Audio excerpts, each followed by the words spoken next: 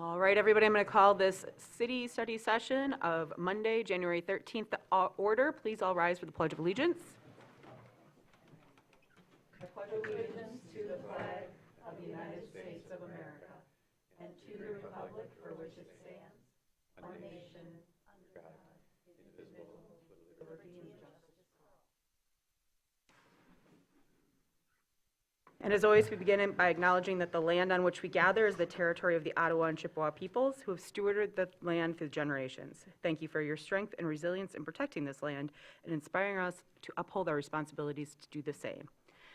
As we said, today is a study session, so no action will be taken, but we'll have some business to take care of here. And with that, I will hand it over to the Deputy Clerk, Sarah, for roll call and announcements. Commissioner Werner? Here. Commissioner Shaw? Here. Mayor Pro Tem Wilson? Here. Commissioner Anderson? Here. Mayor? Here. I show Treadwell and Stanley absent. That's what we see right now. We'll see. All right, moving on, any announcements from the city manager? Yes, thank you, Mayor Shamro. Now that we've entered the new year, we have a number of strategic planning updates for the commission and the community. The fall report from the think tank sessions and community visioning sessions is now available. In addition, a community survey has been issued. Lastly, we will host a community roundtable session January 21st from 1 to 3 p.m. at the West Shore Bank Community Meeting Room, which is located at 400 East 8th Street on the 3rd floor. Information may be found on the city's website under projects to learn more. And Hickory Hills just had its opening weekend. It opened on Friday, January 10th. I had the pleasure of spending a few hours there on Saturday and had a really great time seeing all those kids on the hill. The hill will be open at 3:30 on weekdays and 11 a.m. on Saturdays and Sundays. Fantastic news. We'd love to hear that. All right, and any announcements from the Deputy City Clerk? Just a couple. Meetings scheduled this week are the Downtown Development Authority will meet this Friday, January 17th at 9 a.m. in the chambers. As we're always looking for applicants for our boards and committees, I'm looking for those applications. And just as a reminder, as the snow continues, we're in winter, we want to remind the residents and the business owners to keep their sidewalks clear of snow and ice for the safety and accessibility for everyone. And Tim, I'm looking to you. You have TCLP tomorrow as well, correct? We do. Yep, so that one got missed. At Hastings. At Okay, Hastings. so TCLP tomorrow, January 14th at 5:15 at Hastings. So at the TCLP offices. All right, we're going to now start our discussions for today. The first discussion is the extension of the State Street two-way pilot. City managers passed on teeing it up, so we'll just ask Carrie and Ann to kind of kick us off here. Good evening, Harry Burkholder, Executive Director of the DDA. Nice to be here on Street and Pavement Night, apparently. So I do want to talk about the two-way downtown circulation pilot project. As several of you are aware, we kicked this project off 2 years ago. It was confirmed through a traffic control order, which is the formal mechanism to change the street. That traffic control order expired in October, so we're overdue for some action. So tonight I just kind of want to walk through how this project was initiated, what we've discovered over the last 2 years, and then talk about the potential for next steps. There's a lot of data in the presentation and discussion, and maybe we can just ask those questions as we go. I do have staff from City Engineering, Planning, Streets, Public Works, and then also our consultant from Progressive here to answer any of the technical questions that I can't answer. So if you have something, I'm sure we can get to it tonight. Just to give a little bit of background on Traverse City, essentially through the course of history, downtown streets in Traverse City were two-way. And thinking about the evolution of the one-way streets really came out of a kind of a post-World War II environment where we're talking about getting people in and out of downtown as quickly as possible, thinking about this kind of through versus to mentality.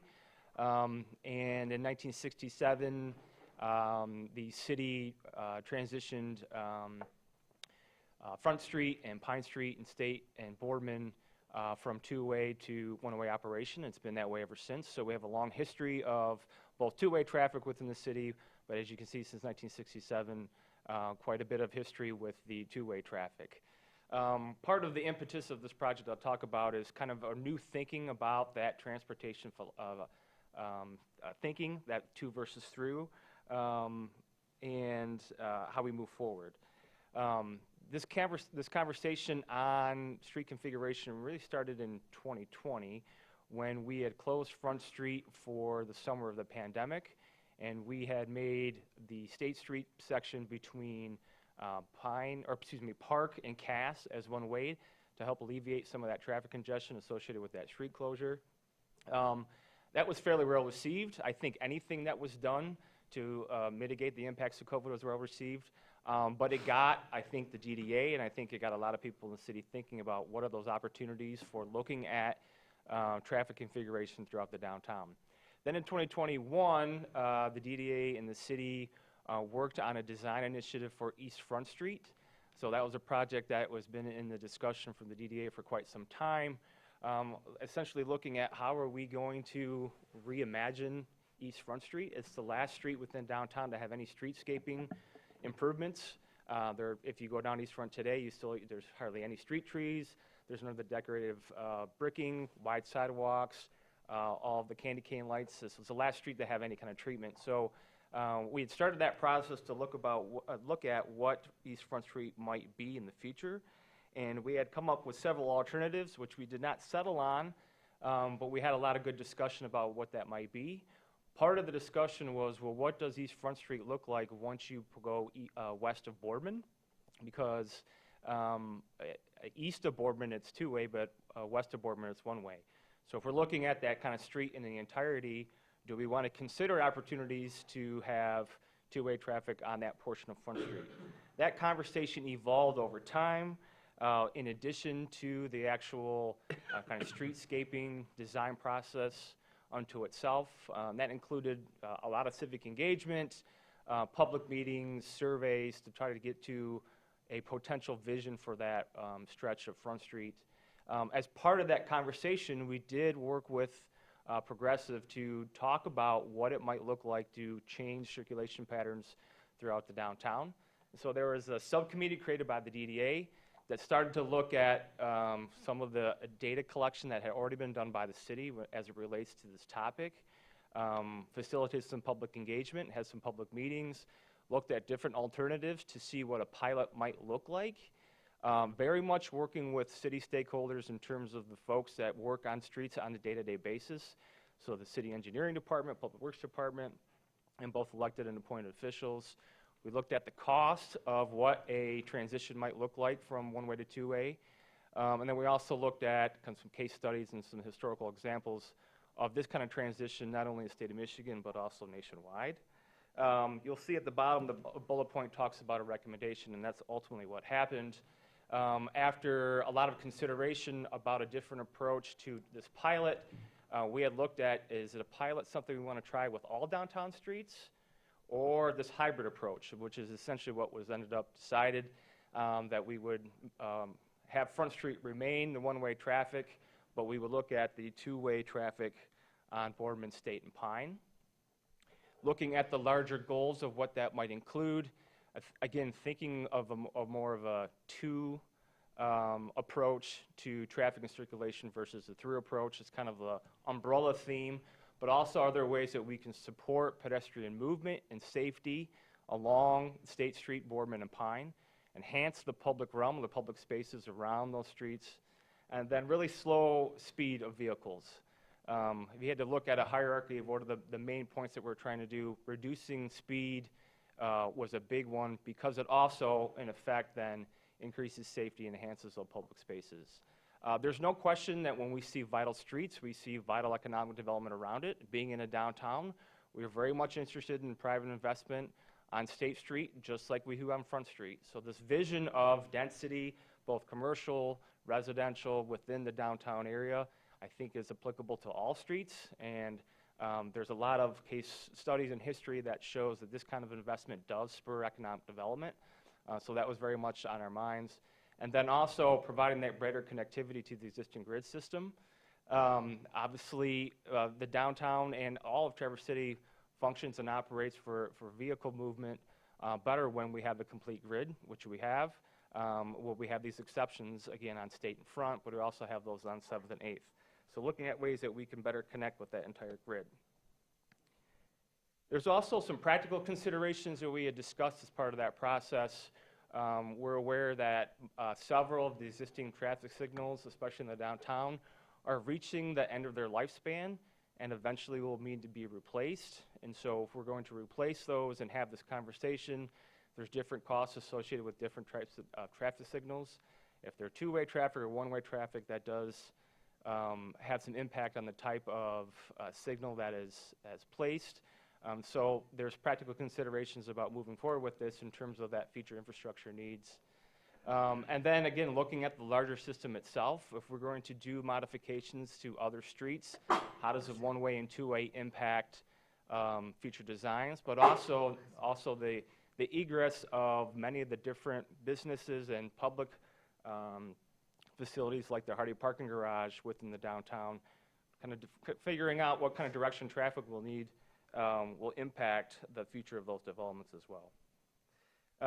So we had approval from the DDA board. The DDA board made a formal recommendation to the City Commission at that time. The City Commission approved a two-year, two-way traffic pilot, again on Boardman, State, and Pine. In November, we initiated that process. We removed some existing traffic islands.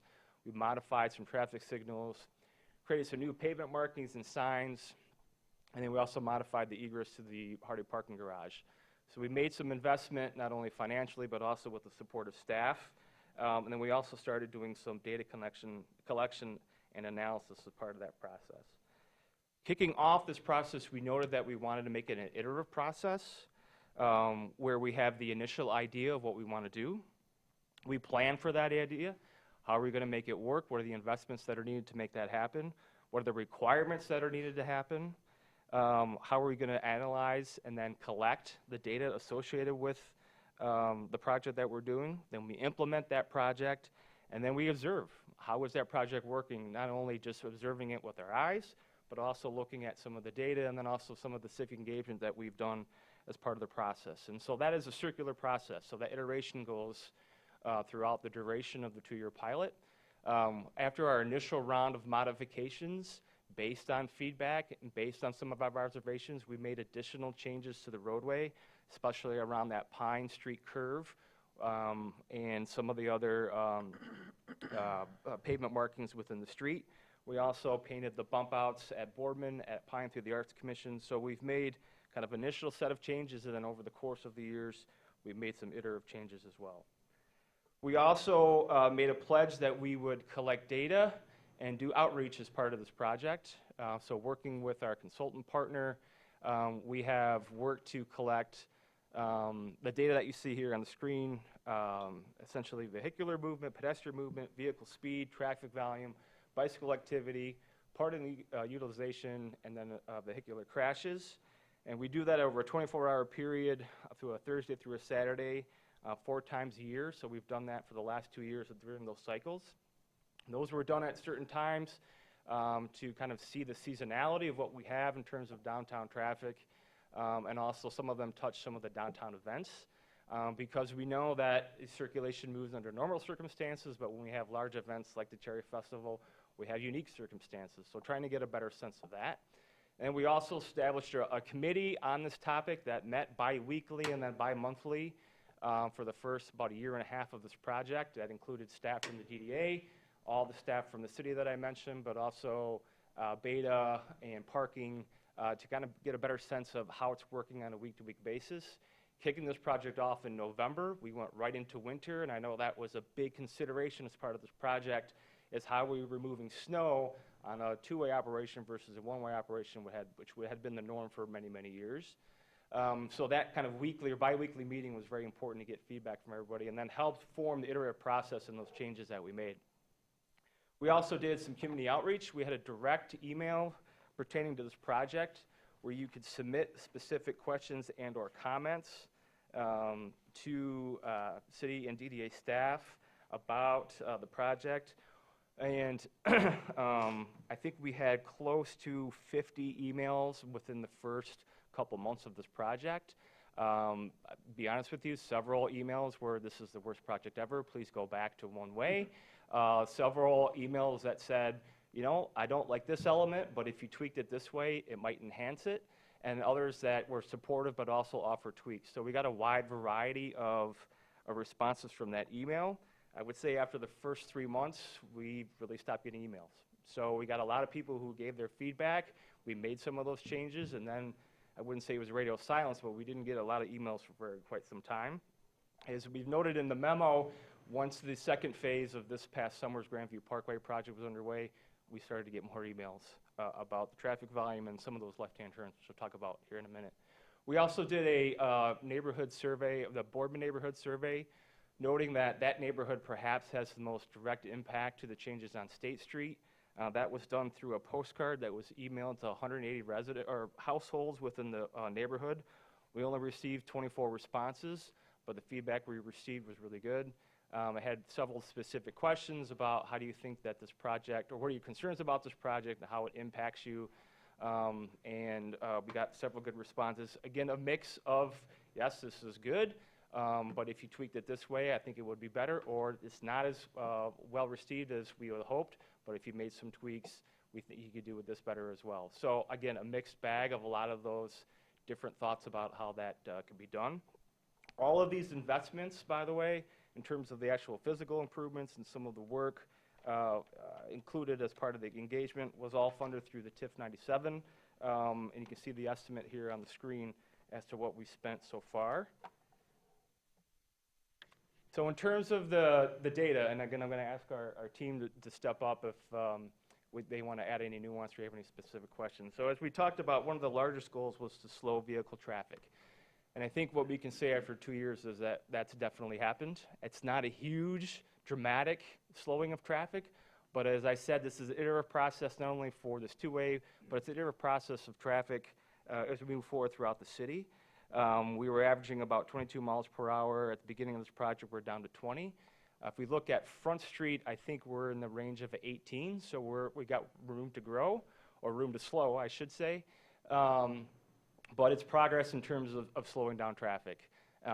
Obviously, there's a lot of factors that go into that. I think two-way traffic slows down traffic because you have opposite cars going in different directions. Now, certainly, we've seen an increase in vehicle volume over the last year, especially as the Grandview Parkway project was underway. But we can certainly say that we've seen a slight decrease in the speed of traffic.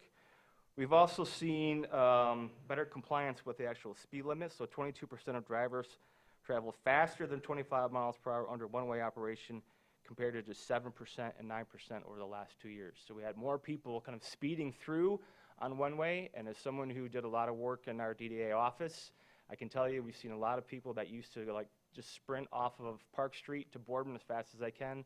That has declined dramatically, and I think these numbers reflect that. I guess less speeders going through State Street as a whole. Again, another number in terms of the counts, about 911 out of 4,000 or so drivers were speeding in 2022, and you see those numbers are cut in half in terms of the number of people who are speeding. At the same time, the volume is doubled.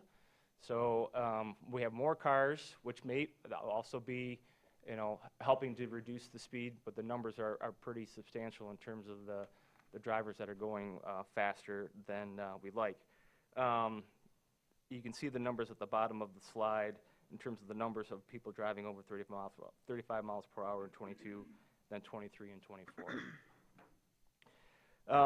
In terms of creating that safe environment, I think the slower the speeds has reflected in some of the additional use of pedestrians and bicyclists along that corridor.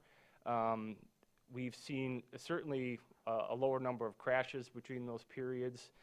4 doesn't seem like a lot, but when you're talking about a pedestrian accident with a vehicle accident, it's very significant to just one. And this is not to say that there hasn't been other instances of accidents or altercations between pedestrians, bicycles, and cars, or just a greater aggressive behavior between pedestrians, vehicles, and cars.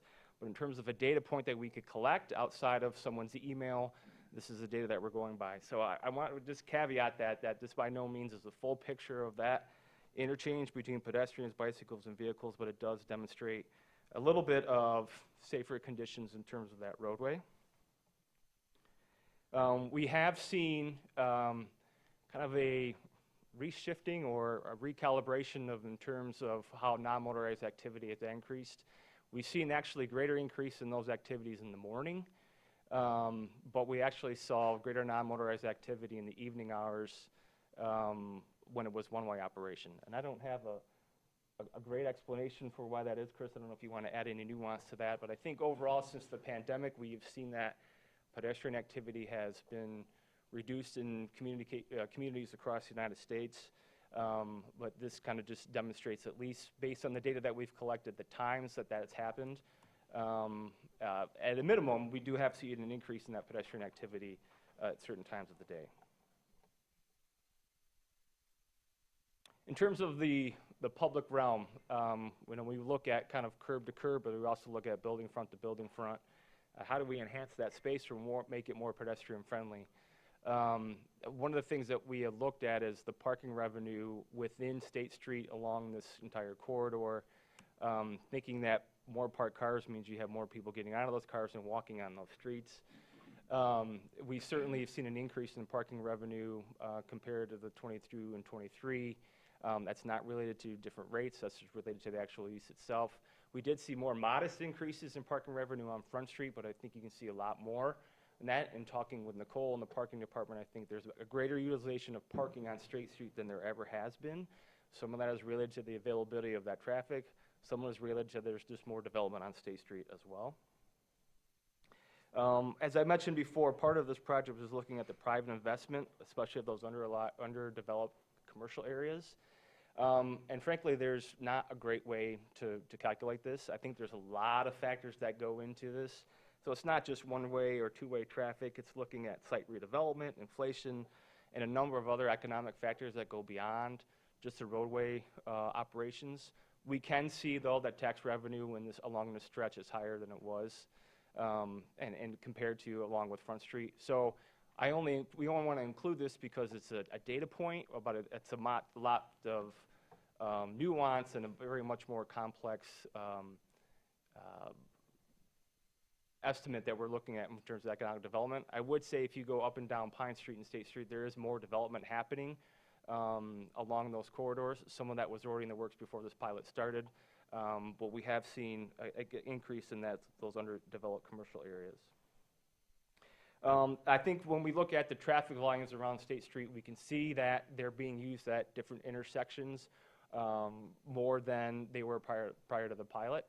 Certainly the impact of the closure of Grandview Parkway has increased the traffic volumes. But in terms of the kind of left to make a left versus kind of a more direct route, I think the volumes have demonstrated that they have increased. So that connectivity to the grid system, I think, has been especially important. And that was evident when we had some of the bridges closed the first summer, and then as Grandview Parkway was closed last summer, in addition to those couple of times when we closed Front Street for events, that connectivity to the grid has been very much utilized. So as I mentioned at the onset of this discussion, essentially the two-way pilot was established with a traffic control order that essentially ended in October. So there's essentially what we're saying in 3 different ways that we can move forward. So we could convert the 3 streets or any combination of those streets back to one-way operation, say, we had a good pilot, we learned a lot, but we're going to go back to where it was. We could end the pilot project, make the traffic conversion permanent with a number of other modifications if we so choose. But after a lot of discussion internally with staff and the DDA, I think there is a movement to extend the pilot project and explore the possibility of additional modifications and implementation. One of the sole reasons is the opportunity to collect and analyze that data under non-construction conditions. And I don't know if there's ever going to be the perfect conditions for studying traffic circulation in an urban core that sees a lot of change, but we had all of the bridge construction project in the first year and a half of this project. And then, like I said, when the second phase of Grandview Parkway started, it really influenced, I think, the numbers in a lot of different ways. So to see it under quote-unquote normal conditions, I think is something that is of interest to staff to see what other modifications might be necessary or not necessary. Certainly, the next phase of the Grandview Parkway project, which is more closely associated with 72, could have an impact on this, but given the proximity of the core of that project, I think as people get through that, the normal grid system that we have will get us as close to normal conditions as we've seen in downtown for quite some time. The other opportunity associated with the 2 years extension is to look at what other modifications might be possible. So one of the big things that I mentioned that we received a lot of emails on once July started was really difficult time making left-hand turns heading westbound on State Street at Cass and Union. There is no dedicated turn lane, there's no dedicated through lane, and so a lot of folks were getting caught in kind of a 1 or 2 car queue and not being able to get through. And that might have led to some of the aggressive behavior that we've seen, or at least heard of in some of these circumstances. So we have started to look at ways that we could improve those intersections that might include actually new signals, or at least a modification to signals. We've secured some estimates for that. There might be ways, especially on Cass Street, that we could repaint the street and have a left-hand turn queue heading westbound, open up a through lane. That might require getting rid of some of the parking at the intersection, but that might be a way to alleviate some of those concerns about left-hand turns, and movements. But we also had to take that in consideration with the larger mission, which was to increase safety and pedestrian access. So this all balances out in terms of looking at what are the factors that we look at when we make these decisions. Harry, I think you said you didn't mind questions during. I have a question about that because it did come up during the DDA board discussion of one of the advantages potentially of continuing this for 2 years, not just the better data without the construction, but also the ability to paint for the anticipated traffic, like you just mentioned with Cass and adding these lanes. If this were to be approved to go through for 2 years, would that anticipated change of paint and configuration be anticipated for this spring, summer, or would that take longer? Okay. That's a great question. I think that's something that's part of the discussion as part of this 2-year study, right? So I think the exasperation of the community associated with the left-hand turn lanes was heightened during the second phase of the Grandview Parkway project. So are we going to have those same concerns if the Grandview Parkway project is not in effect? I think that's something we need to look at. So we can certainly make improvements along the way, but I think we need to do a little bit more data collection and a little bit more community outreach before we make anything specific this spring. We certainly could. And some of those modifications that you see on the screen, especially associated with the traffic signals, doesn't take that long to implement. Some of the other things like painting the street was requiring then lining up painting services and that type of stuff, and will require additional modifications like to the parking and another through lane that I think we want to consider. So there's opportunities it's really about timing, Amy. Yeah. I know we want to look at the signage at Front and Pine, because if we can recall that intersection, eastbound traffic does not have a stop sign there. It's kind of a free-flowing traffic. And that was something that, to be honest with you, that our internal team had debated for quite some time. Does that require a stop sign or not require a stop sign? There was concerns with the summer traffic that with a stop sign, you would back traffic potentially all the way up to Division. But we have not studied it either way. So right now, we have not had that in there. But I can tell you from a pedestrian standpoint, I think Mitch can tell you from a pedestrian standpoint, that the intersection is not pedestrian friendly. So are there ways that we can enhance the intersection? And that might also then include modifications to the Front and Hall Street intersection. But those are something that I think we want to take the time to think about and do correctly. We have started to work with the engineering department on the possibility of including mid-block crosswalks around State Street. If you look at Front Street, we have 2 on the 100 block, 2 on the 200 block, and then 1 on the 300 block. We have been working with the engineering department to determine kind of preliminary costs for that. But there's ways that potentially within this 2 years we could implement 1 or 2 or even maybe more. But that would be another kind of iterative decision that talks about ways that we can enhance this corridor. Some of these improvements, like mid-block crossings, would be a benefit to the roadway, whether it remains 2-way or goes back to 1-way. So there's benefits to some of these that we've been talking about. Other things that we've talked about are there ways that we could enhance or identify different delivery and loading zones. With the lack of an alley on portions of State Street, deliveries has been an issue with some places. There are ways that we can modify specific zones for those activities, looking at it the way our alleys function in terms of getting people through downtown. And then obviously all these come with short and long-term costs and staff resources. Obviously the DDA is involved in this project in partnership with the city. So everyone that you see here that I've mentioned is involved in this. So all that takes a lot of support and cost when we make these decisions.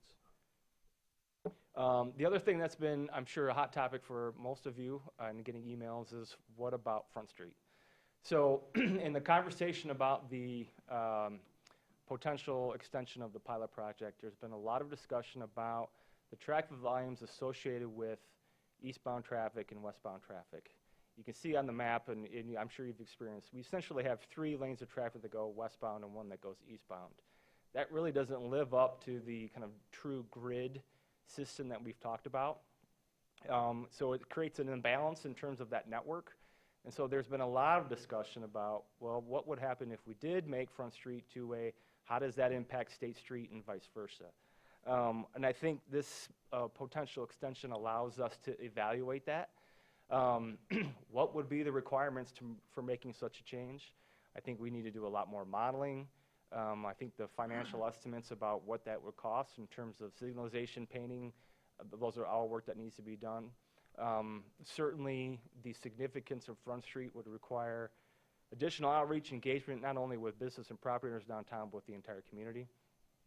And then ultimately, the decision would become yours. I mean, the State Street two-way pilot is a specific traffic control order for that street. So to change Front Street to two-way, that would be a separate traffic control order that you would implement at whatever time. I think what we've talked about internally in terms of design team and city staff is that it would be great to have this 2 years to study to see if that's even feasible. So there's a lot of factors that go into make that decision, but I want to make it clear that we're studying it right now. Like that would be part of this two-way extension, is actually studying it and to see if it would work. The ultimate decision would it come up at a future date, if it came up at all. So I just want to make it clear we don't have any plans to turn Front Street to two-way tomorrow. This is part of the study that we want to do over the next couple of years. And just to clarify, though, because we did have this conversation again, that even if there was a desire to look more towards Front Street, because we use terms here and we have public that watch and are here, a traffic control order means that in year 2 we couldn't just decide under the State Street study to say, okay, we're going to experiment and make Front Street two-way. That's a separate order, that's a separate motion, that's a separate decision process. I just want to say that because I've had people say to me, and it came up a little in the DDA discussion, I think it got very muddled of, oh, part of this will be doing Front Street, and to be absolutely clear, underline that is not part of this not part of this decision. I think that's the last, it's the last slide I have. So I think I'm happy, and I think our team's happy to take questions, and I lean on my team again for any of that technical support. So. Heather actually had her hand up, and then you, Jack. I beat you. She's ready. I agree that the pilot's been successful on State Street in reducing speeds and providing more visibility and access to the businesses along there. I think it's working really well. The commonly mentioned concept that you have of two ways being a to rather than a through mobility strategy it definitely worked on that street, and your parking revenue seems to support that. However, with the work on the Parkway last year and the bridge work the year before, I don't think your traffic data collection indicates much of anything, because so many people were using and will continue to use State Street as a throughway. All your volume, your speed, all of that, I think it's just all skewed. So it's really going to be not this year, but next year that you can get real data. But we do know that there are problems. The impression that State Street is not for cyclists, which was noted in an email from Rick Venner, who's the vice president of the Cherry Capital Cycling Club, is clearly demonstrated by progressives' emphasis on LOS. And LOS means level of service, and it measures a driver's experience on the road at intersections based on speed and number of cars using the road. Progressive emphasis has always focused on automobile traffic. So what I'd really like to see is during your iterative process that you continue to focus heavily on actual real live users with all mobility needs treated equally. I think the Cherry Capital Cycling Club and Richard Robbins All Mobility Action Group and the many, many residents with local and far-flung experience walking and riding on streets would be super useful, and I think they'd welcome the opportunity to be more involved. It's a big opportunity for the city to build strong relationships with residents and take an incremental approach to these changes that respects our town's capacity and needs.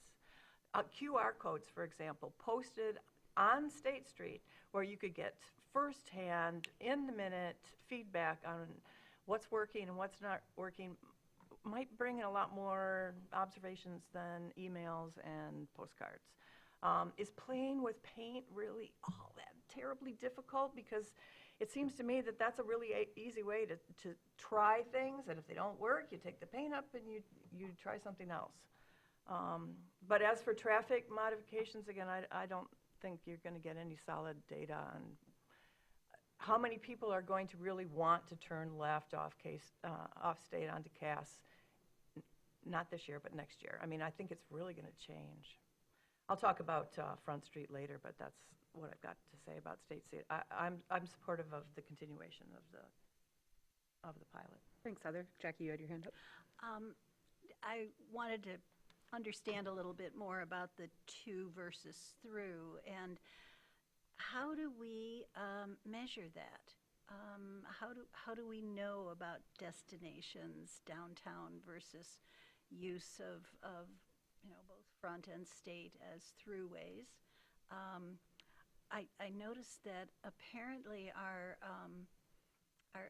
speed, average speeds were measured just on a one-block section of State between Cass and Union, and the rest of the data is not quite that limited, is it? Or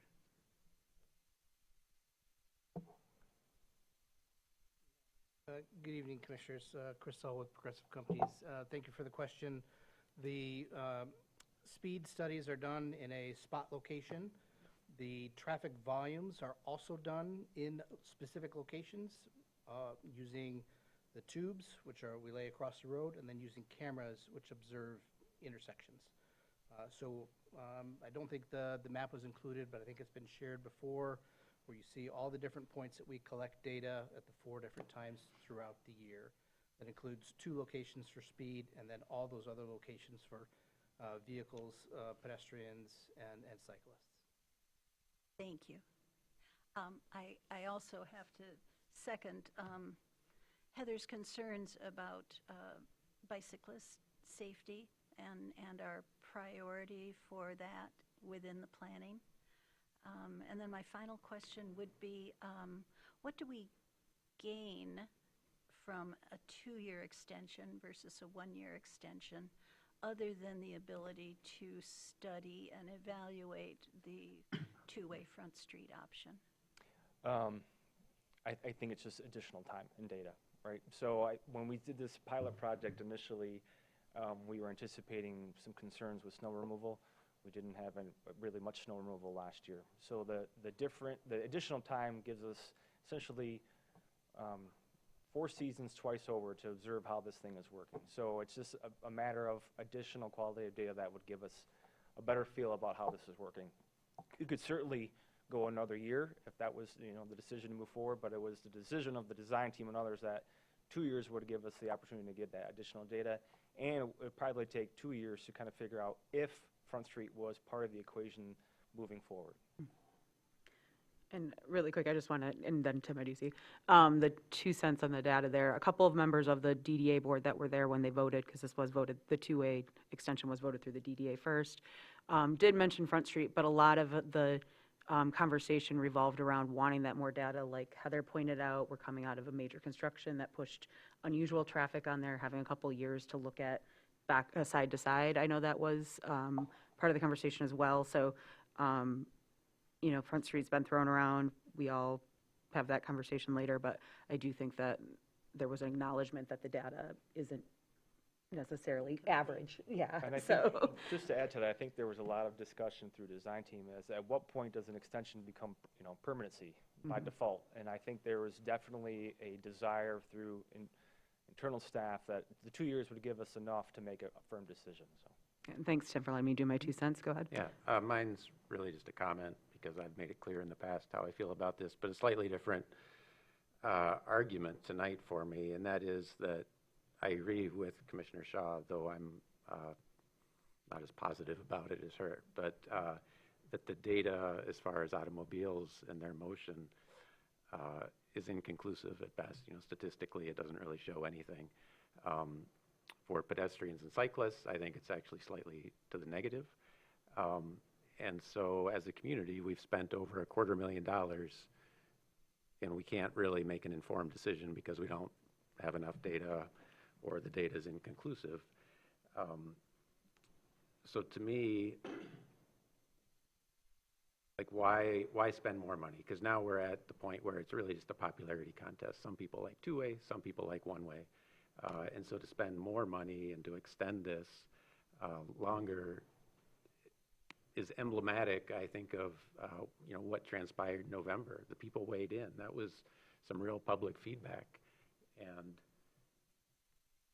the DDA is seen as an entity that has more money than they know what to do with, and they're looking for projects. Here's a project that really doesn't need to be done and certainly doesn't need to be continued.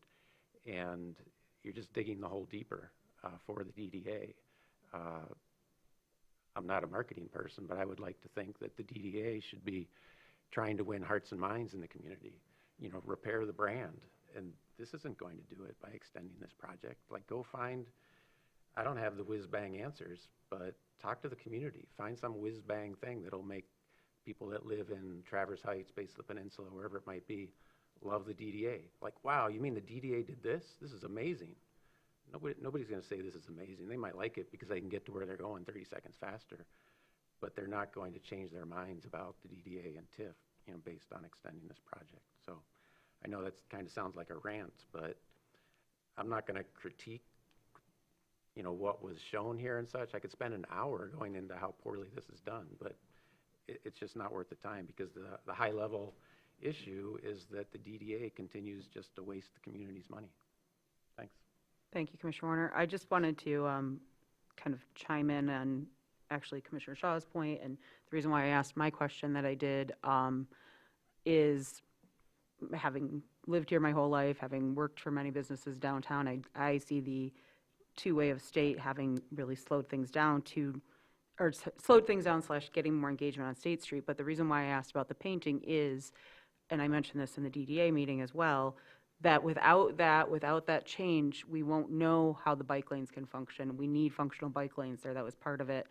I know that when we asked for the study to be done, I distinctly remember why, I think it was actually Commissioner Treadwell had asked for some economic data on the impact here. So I appreciate that is probably why we got the parking revenue numbers. Frankly, I don't care about parking revenue numbers. I think that any good configuration or mapping of this is going to mean we lose parking spots, and that's fine. And to kind of go into the left turn lane argument, what I noticed the most when I was on both bike, foot, and driving with the first year of this pilot wasn't the left turns backed everything up. Of course, that happened, and we did have extra traffic. But it also made people more aggressive. So they were turning right behind the person in the crosswalk. They were not being as considerate because they're trying to capture that moment. And that, to me, is where I think, again, the paint, the creation of the lanes to get the real true sense of where this is going. I'd rather see it sooner than later, not because we need to study whether there's going to be more lefts or not, but because of controlling that aspect of not having that extra pressure on other users of the street. So I just wanted to throw those 2 cents in there because I had the clarifying question during your presentation, but that was a little bit more of my thought on that. Others, questions? Go ahead, Heather. Well, To build off Tim's money unwell spent, I do not support spending any money in this pilot on looking at that Front Street conversion. Front Street is already a destination, and there is no question that those 6 blocks of Front Street are a to, not a through. Even in your packet, you celebrate Front Street for its walkability and activity and its pedestrian-friendly character and commercial vitality. So what are you trying to fix? Second, the intense pedestrian usage downtown for me says big red flag for complicating traffic patterns. That traffic is already really slow, and it will become painful if people are waiting for parallel parking on a two-way. Talk about aggressive. Oh my gosh. You can say, well, 10 or 20 years ago, many downtowns were looking at this one-way to two-way conversion strategy as an urban renewal strategy. But do we actually need urban renewal on those 6 blocks of Front Street? I don't think so. Urban planner Jeff Speck was mentioned in this study, and I respect Jeff Speck, but I think it was, again, this was taken maybe a little bit out of context. That was fairly old. I looked at the photos that were attached to that strategy, and they do not in any way reflect our pedestrian-friendly and commercially vital Front Street. Speck gives other reasons for changing one-ways to two-ways. He says they intimidate out-of-towners who are afraid of becoming lost, and they frustrate locals who are annoyed by all the circular motions and additional traffic lights they must pass through to reach their destinations. We are not a large city. We are completely bounded on our north side by a large body of water. It is very, very difficult to get lost. Yes, you can end up going in a circle if you're looking for parking, but it's super easy to get back to those few blocks on Front from almost anywhere. Also, if you're bringing people in from the west instead of the east, well, when you bring them in from the east, which is how people mostly come to the downtown, well, you can't get there any other way, you're going right by the Hardy parking dock. So you're inviting them to park their car and get out and walk, but if you're bringing them from the west, they're going to transverse the entire downtown to then see the parking deck, and it just doesn't make any sense to me. It should be a separate, you should peel it off from this pilot completely and bring it back later in a couple of years. And Mitch, I saw your hand up. Go up just as I was calling it. Heather? Yes. I agree with some of the previous statements that while we can say that traffic is slower in terms of both the number of cars speeding relative to how many cars there are and the total or the average speed, I don't see a reduction from 22 miles per hour to 20 miles an hour as statistically significant. I haven't seen the full data set, so maybe it is. Maybe you did get that P under 5%, but I don't, it doesn't seem that big of a change to me, and I don't see that across all spectrum of motor users. I do see any change as being wholly attributable to higher volumes of traffic, because if you put twice as many cars on a road, they will go slower. Also, just if you have a certain amount of confusion because people are used to going one way and now they're not, then you can say that that slowed down traffic, but is that really a permanent change, or is that just people getting used to a new environment?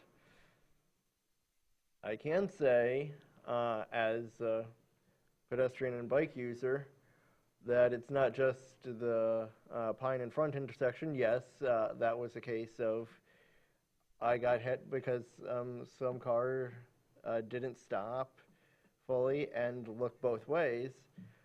But when you have one-way traffic, it is a lot easier for both vehicles and pedestrians to know that, okay, there may be an occasional wrong-way driver, but overwhelmingly, car traffic will be coming from one direction, so you need to look that one direction and expect vehicles from that one direction. And cars and pedestrians and cyclists understand that and know what to look for. There are a number of issues I've found with the current configuration, and yes, that might be fixed by changing some of the parking configurations or switching some of the paint, but it's not just the lack of a westbound bike lane on State Street, or just that the eastbound bike lane on State Street is both in practice and in feel narrower than it had been. When you have many more cars that are turning right and left than at every intersection, and you need to accommodate traffic in both ways, it does mean that you need to accommodate more lanes of traffic, and those lanes can cross over into where otherwise people would be treating as a bike lane through. So it makes it more difficult. It makes it, I can't say objectively less safe, because it wasn't in any of these intersections that I got hit while riding a bike. But it makes it less comfortable and frankly a little less convenient if, okay, I'm going from a nice wide bike lane where all the cars are giving me their legally allowed 3 feet of space to I have to get over to the curb where there's only 2 feet of space between this car and the edge of the road, and somehow still get up to the light and turn. I can understand that there are extenuating circumstances with the current pilot time frame in that you had construction on bridges and construction on Grandview Parkway that changed traffic behavior and thus the volume of cars. But I don't necessarily see there being a perfect scenario in any given year. If we look going forward, yes, we're not going to have this section of Grandview Parkway or any of these bridges done, but we're already calling it Grandview Phase 2. The other section of M72 and M22 to the west doesn't directly impact this area, but it will have more of the traffic into or out of Traverse City, especially when the intersection at 72 and 22 is closed. A lot more of that traffic will be coming into and out of the city at the light at Front and Division. Some of that traffic, yes, might continue to a bridge over 8th Street or South Airport if it is trying to get to the east side of town, but you will still wind up with a disproportionate share of traffic, I believe, going through the downtown on Front and State Street. And that will have traffic patterns that wouldn't be, quote, normal, but when do we truly have a normal year? We definitely never have a normal year. I think there's an acknowledgement of that in any of the conversations we have, that we don't have a normal year. The dumping of the traffic from last year may or may not show major statistical changes this year. Can I just add? Yeah. Just a couple of points. Part of the agreement on the pilot was that we would collect data. That was part of the agreement that we did. So that was an effort to fulfill what we said we would do, was collect data for 2 years. How that's done moving forward, if it's moving forward, we can talk about that. The other thing I would say, in terms of the actual physical changes themselves, in terms of cost, we're at about $120,000, $125,000 to substantially change the way traffic and people move on that corridor. I would argue that that's actually not a big investment. That's a small investment compared to the change that was made. Now, certainly there's more investment in the future depending on how far this goes, but that's a pretty substantial change for not actually a lot of dollars. So, And I appreciate that. I would also say that personally, just because we're all up here, this is a study session, I think any looks that we make at Front Street would absolutely, and I'm not saying that the DDA has not said this, or the other board members, or that this commission isn't in support of this, would have to look at a bigger picture. We had in 2020, we had Front Street closed down for the summer. Some people hated that, some people liked it. If that's something we want to consider ever being able to do again, that would have to factor into how we would decide on traffic patterns and design and layout and how it would interface. And so I don't think that even if they set up a speed camera on a block of Front Street for 3 months during the study and to collect some of that data just to have it, that would in any way determine any decision by these bodies, because that's just not enough to decide of the future of such, as Commissioner Shaw said, such a destination part of our community. So whether people cut through or not and how that imbalances our road, I think that is unique to, it's not going around,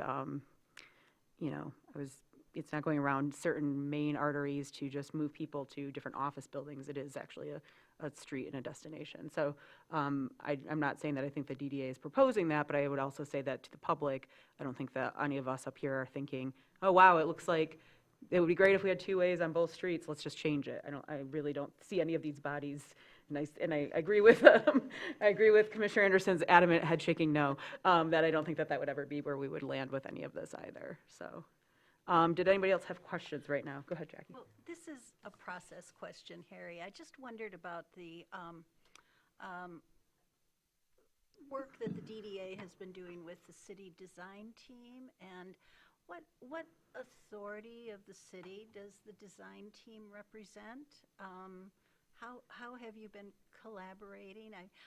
When you and I last talked, Front Street was not on the table at all, and then it appears that some further conversation with the design team might have brought that to life. And I'm just wondering, who's driving the bus? I mean, it's certainly a collaborative effort. I'll let the city manager talk about the impacts of the design team. We are part of the design team as a quasi department of the city, and that was conversations of the whole team over the course of the last, half of year. I mean, we spend a good portion of those design team meetings talking about specific projects, but also projects that are underway, and this is being one of them. So kind of understanding the data that we've received, taking that all in and having those discussions about what we think is the next step is something that is iterative unto itself. So in terms of who's driving the bus, I think this is very much a collaboration between the DDA and the city. We work in partnership on the design team. The DDA makes a recommendation to the city commission, but we are very much partners in this. So did I understand correctly, you kind of see the DDA as one of a number of members of the design team? That's correct. Thank you. When we do a vote at design team, DDA gets one vote just like everybody else. So. Did you want to add anything, Liz? You don't have to. I just didn't know. No, the design team was created, I want to say a little over a year ago, to break down silos between our departments, to make sure that they're all communicating and understanding when you're working on a project, how does it impact other city services, other departments, get a free flow of information going, and it's been working well internally for all of the team to, and if you would like me to refresh who's on the design team, I can certainly get that for you, yeah. Other questions? Go ahead, Mitch. Yes, I don't know if he's prepared to answer this, but I see him in the audience. Frank, or frankly, other staff. Yes, it was remarked that we didn't have a very snowy winter, but I am curious, last winter, and so for this winter, how City Streets Department has been able to transition in snow removal.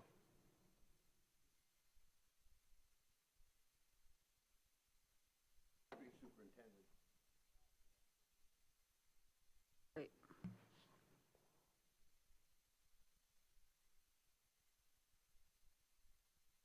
Hi, Frank Deturi, Director of Public Services.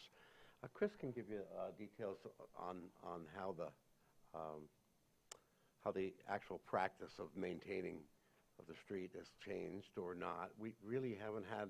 Last year we didn't have a whole lot of winter. This year we're having more winter than we've had in a couple of years. We just chatted about it a little bit this morning. We haven't had any dramatic interruptions of the way we clear things or maintain.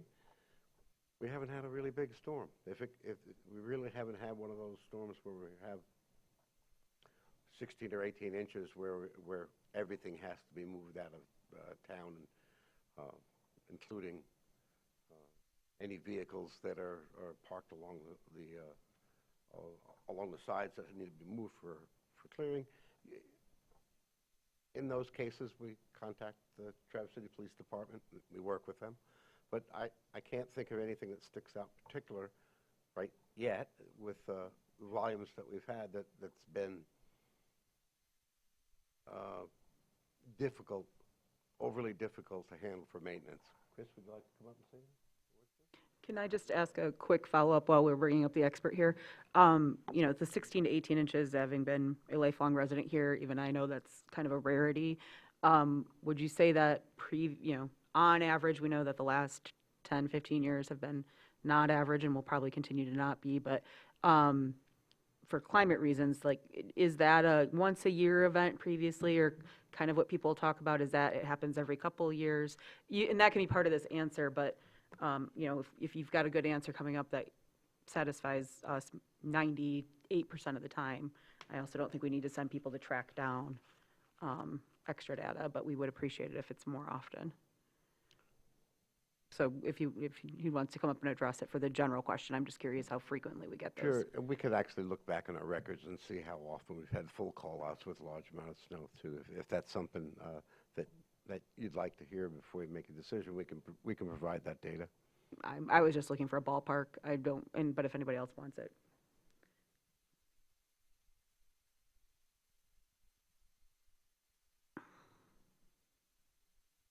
Hello, Chris Weber, Street Superintendent.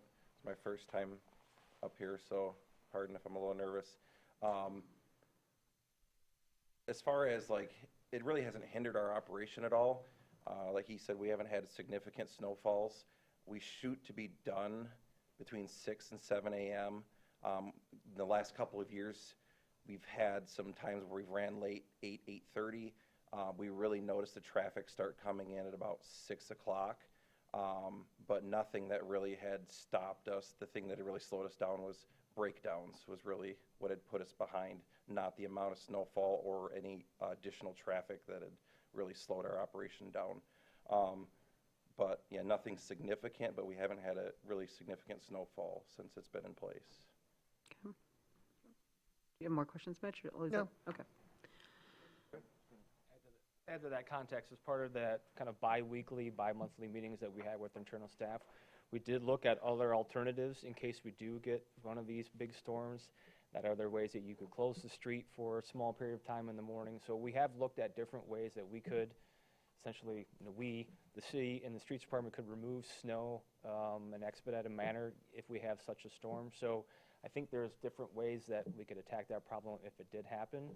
But to Chris's point, I think the biggest impetus to removing snow is vehicle breakdown and actually vehicles parked in the street, which has nothing to do with the direction of circulation. It's more about what's actually on the street. So I just want to give kudos to the streets department because they've removed snow for a certain way for probably 2+ decades, and they've been working with us to modify how they do that.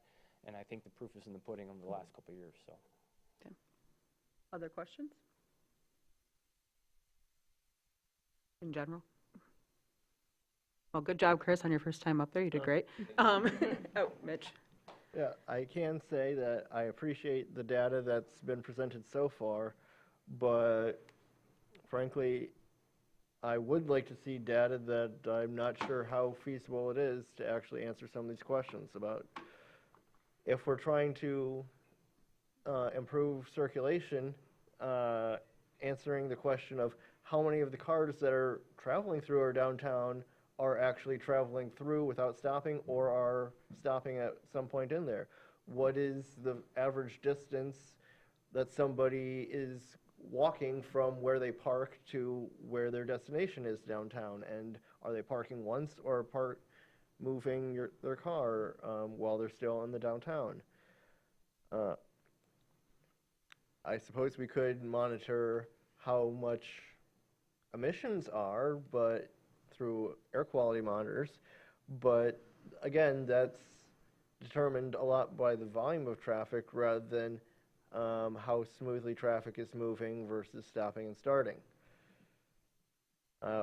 We have some numbers here, but as was the case where I got hit by a car, it was low impact, no injury, no damage.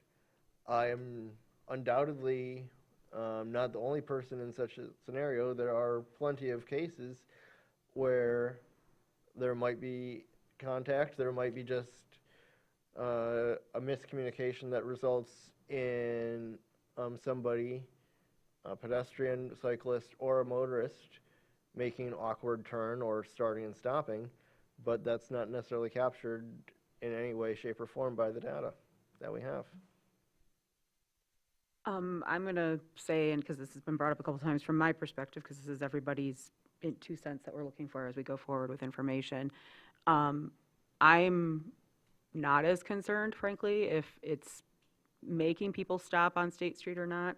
I'd like to see, though, in the future, maybe some of the data, because we've talked about the bridges, the everything else, looking at the incidents of bikes, pedestrians from maybe 19 or 18 compared to 25 when we get that data, because to me that is more showing how we're interacting with people, because whether somebody's going through because they're going to then cut through, keep continuing on State Street all the way over to Barlow to jump back on the highway, or whatever route they might be taking to use that to cut through town instead of actually making a destination somewhere on State Street. I'm concerned about, like I said, with the painting of the lines and how we're dealing with pedestrians just trying to cross at crosswalks or other things. That's where I'm hoping that, I feel like I've seen an improvement on this, especially in the evenings, which we're not capturing. That's subjective to me, though. That's not data, and I freely admit that. So I appreciate that that's something that everybody else is looking for, too. I personally am looking for more of how we are, how are we making this safer for other users, as well as helping to engage with our businesses downtown on State Street. So that's just my 2 cents to add in. Anybody else's final call, though? All right.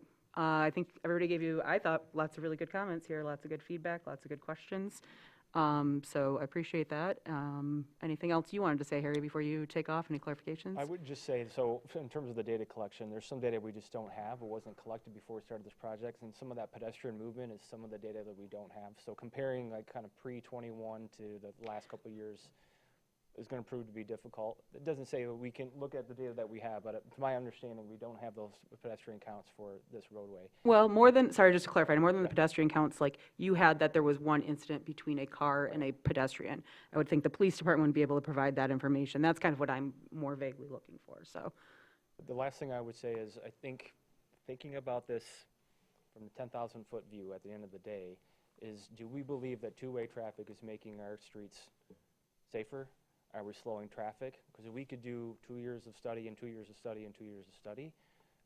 But at what point is a decision going to be made to say, this is the data point I was searching for? At some point, we have to look at trends, and we can do another 2 years and get us data point. And are we trending in the right direction, or are we trending in the wrong direction? I think that's what's going to influence the decision at the end of the day. Or we could do more detailed analysis for another 5 years. So at some point, there is a level of data and analysis that I think begs the actual decision. So. And thank you for that, Harry, because you did remind me of something else, too, that came through, which was the idea that instead of 1 year, it's agreeing to 1 year and potentially adding another year. That was why also a discussion amongst the DDA of why they wanted to look at the 2 years for the data and everything else.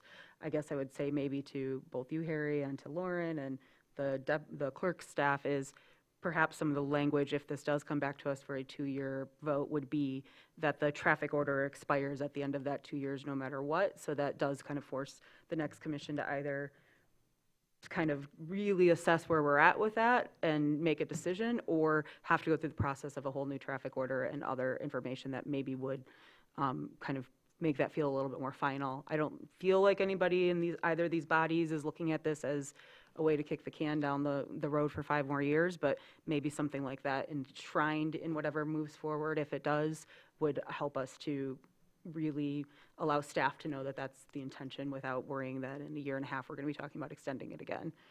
So just a thought there is when we bring it back. But thank you very much, Harry. Thank you. Well, Harry is here tonight, so Ann is stuck for another agenda item. I would like to open up for public comment so that if anybody has feedback or concerns or questions, Harry will be here to have that and note it for our future presentation. I'm going to go ahead and read the rules. We ask that you state your name and address, indicate if you are a city resident, non-city resident, and/or city business owner. We have a 3-minute time allotment per speaker. When your time has elapsed, the timer will beep. And finally, we request that all language be respectful to all parties. Go ahead. Justin Reed, 630, Cottage Drive, apartment 1B, city resident. So with the 2-year study extension, that if, next meeting or down the road, if it gets approved, is regardless of one way or two way, the signals are going to have to be looked at. Those are going to have to be replaced. There is no way around that. That is part of the infrastructure of downtown, and that is part of safety also. With implementing new modifications with the signals or new signals to represent the traffic flow and pedestrians. So, thank you. Thank you. Any other public comment on this item?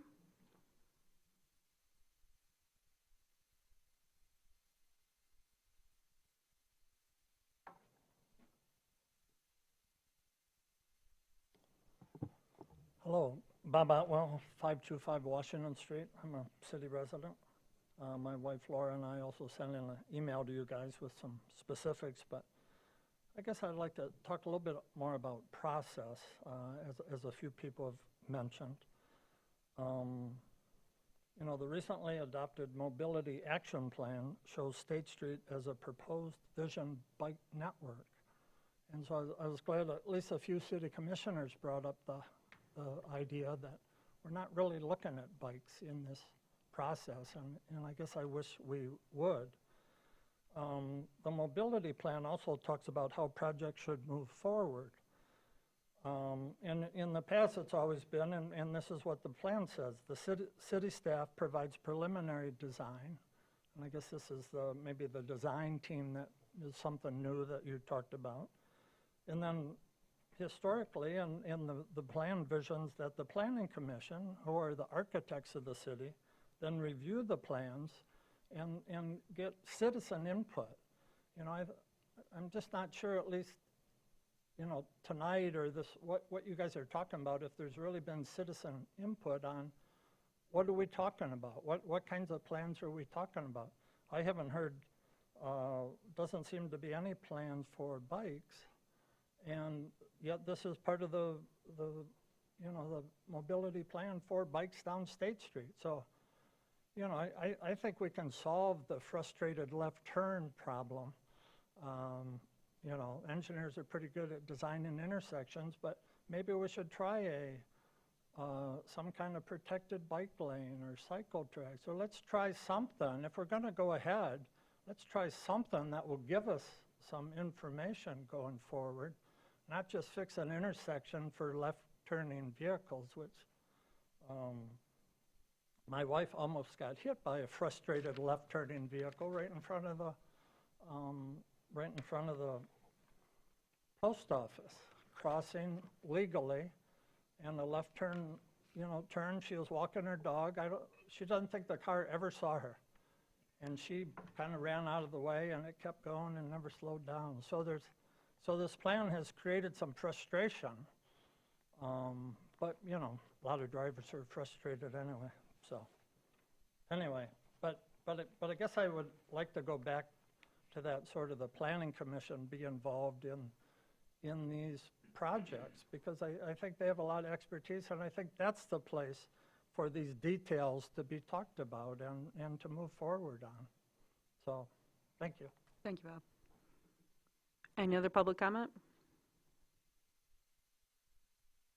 All right, seeing none, we'll move on to our next agenda item, which will be the basically 2025 pavement project. So Ann, you're up again.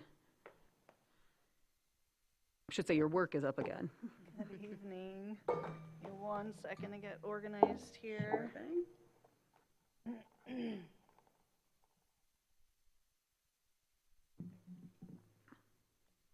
Okay. Sarah's going to help me with the exhibits, but I just wanted to do a quick intro, and then we'll go through each of the 5 construction plans to start. I'm Ann Pagano, City Engineer. Thanks for the opportunity tonight to present our proposed 2025 street improvement projects. Engineering has been working closely with representatives from planning, the Department of Public Service, the Department of Municipal Utilities on these projects. We've been working collaboratively for a number of weeks and months on this. And we've created this list of projects for, that we're proposing for next summer. We have several staff members in attendance tonight to help answer questions, including Zach Cole, who is the city's design engineer for the street reconstruction projects, Art Kruger, Director of Municipal Utilities, Sean Winter, Planning Director, Chris Weber, Streets Division Superintendent, Christine Black is our Asset Management Specialist, and Frank Deturi, as you know, Director of Public Services. So we've all been working together on these projects the last few months. First, I wanted to just talk real quickly about how we prioritize which streets we're going to work on first. Streets are prioritized mainly on their condition, but also on the necessity for utility replacements. So not just on the condition of the street, but in some cases, streets need utility replacements that are urgent, so that would, put them up higher in the list. Treatment is based on the Pavement Surface Evaluation and Rating System, or PASER rating, which is a measure of the pavement condition where 1 is very poor and 10 is excellent, like a new road. And typically, PASER ratings of 1 or 2 necessitate a reconstruction, and 3 to 6 would be appropriate for preventative maintenance, such as the Cape Seal that I'm going to talk about here in a second. I'll go through the reconstruction projects first, and then we can talk about the preventative maintenance projects. So if you look at Table 1 in the memo, there's a list of a summary of all the projects that we're proposing for reconstruction. These streets all have a PASER rating of 2, as I talked about earlier, which would necessitate a reconstruction rather than a preventative maintenance treatment. Road sections were determined from the city's street design manual based on the street type. We've also followed the guidance from the Mobility Action Plan for any recommended improvements within the proposed mobility network. And we've included water quality treatment where possible, such as bioswales and dry wells. All right, so we're looking at 9th Street here. 9th Street, we're looking at Union to Cass Street. Again, it's a PASER rating of 2, as these all are. It's a traditional residential street type, which would have 2 10-foot lanes with parking on one side. And we're proposing a water main and storm sewer replacement in this area, as well as sanitary manhole replacements. And bioswales and a dry well for water quality are proposed. And as far as the Mobility Action Plan, there are no identified improvements on this stretch of road. So I'll just stop there. I'll stop as I go along and see if anybody has any questions or comments about 9th Street. Tim looks inquisitive. Go ahead. Yeah, I'll start. And I still consider you relatively new, so this is not personal.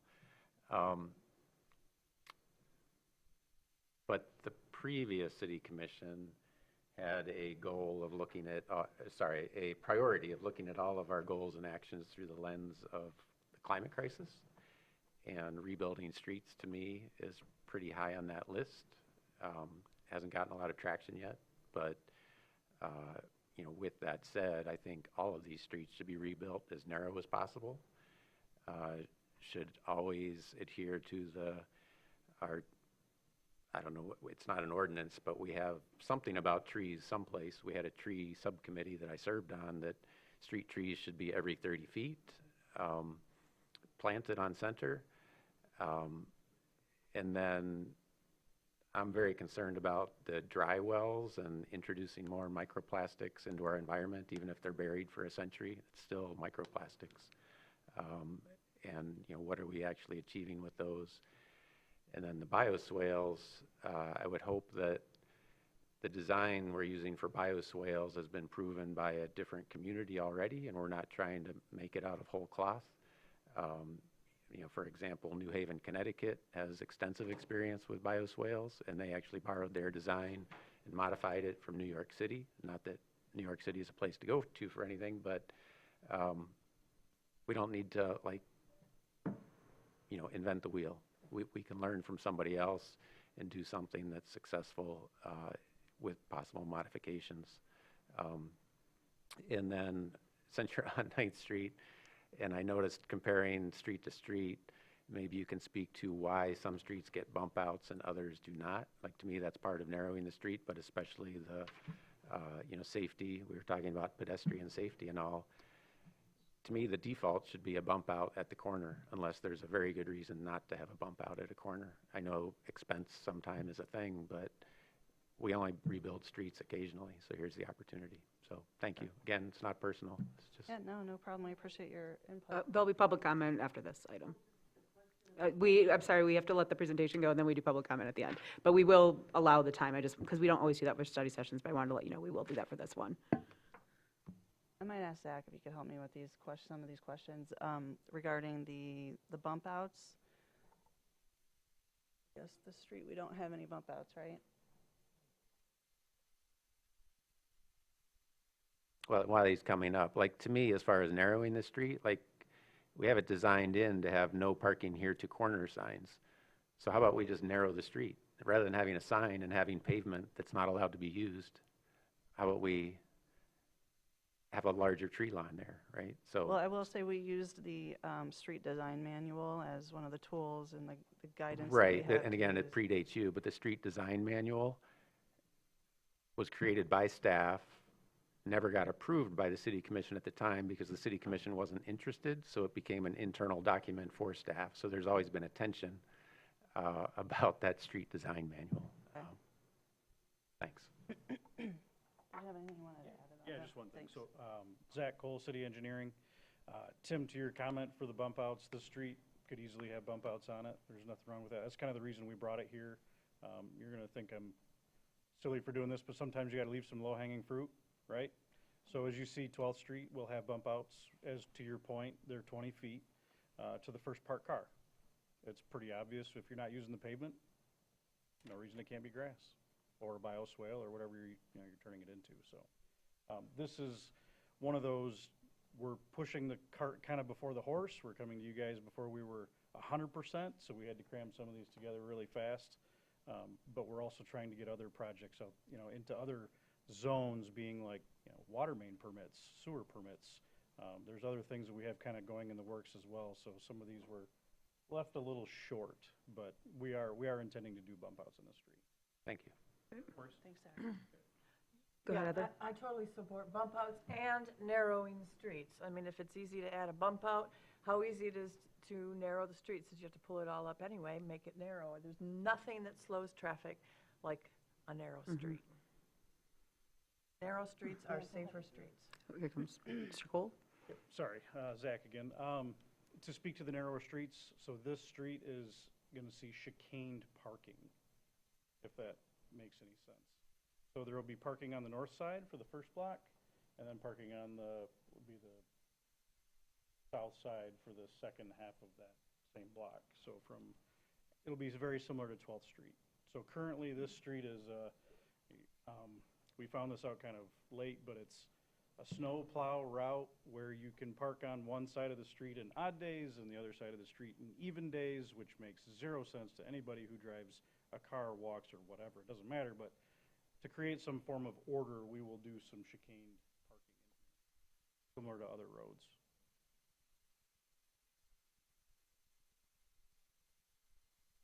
Okay. Anything else, or shall I move on to 11th Street? Let's move on to 11th. Thanks. Okay, so again, this is a traditional residential street with two 10-foot lanes and parking on both sides. We're upsizing a 6-inch water main to 8-inch from Union to Lake, and we've got bioswales and a dry well for water quality. And I forgot to mention, this is from Pine to Lake. Additionally, this is part of the proposed Vision Bike Network, which proposed, and we're showing Sharrows, bulb outs, and rectangular rapid flashing beacons, or RRFBs, at Cass and the Union Street crossing. So we're showing those on the rendering. And those would be similar to the pedestrian crossings on 8th Street, if you can visualize that. Any comments or questions on this one? Tim's got, go ahead, Tim. Sure.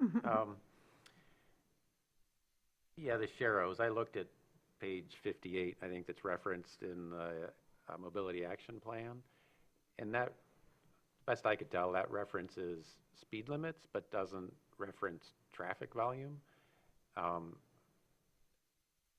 Some people might like look at me crazy, but I don't support sharrows here. Like, are we going to put sharrows everywhere in the city on every street that's 25 miles per hour? Like, it's a residential street. We shouldn't, it should be designed in a way that we don't need to have sharrows.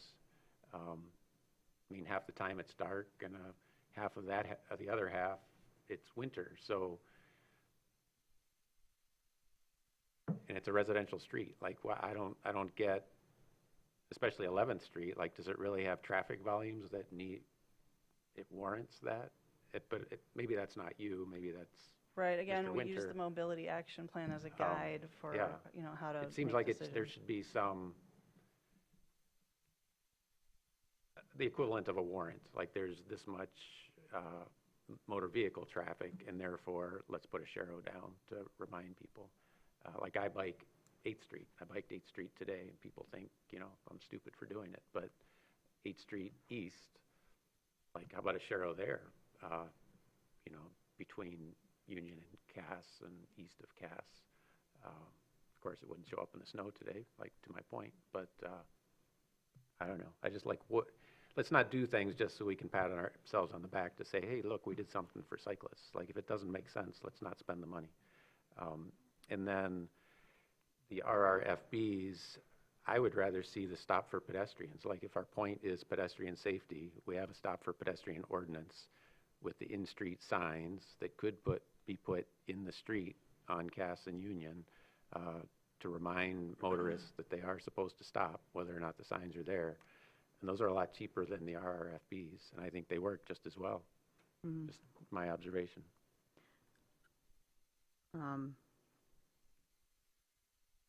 I was just going to say, I don't know about that, because I feel like the signs are better than what we've had before, but I do see people who, I feel like there's blinders, and that's neither here nor there, because But if we, it's at a future feedback. discussion, we could talk about putting the signs back in the street. I Right. think the ones on the edge, motorists, myself included, sometimes you don't see them. There's so much going on, you don't see a small sign behind a parked car on the curb. But if it's in the street, yeah, most people see those when it's in Fair. the street.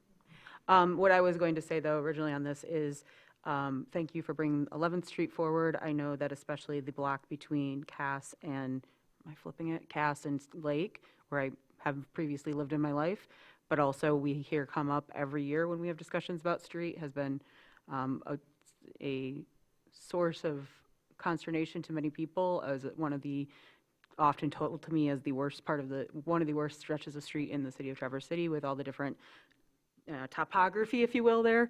So I'm glad to see that on the list this year and as part of your plan. So thank you for that.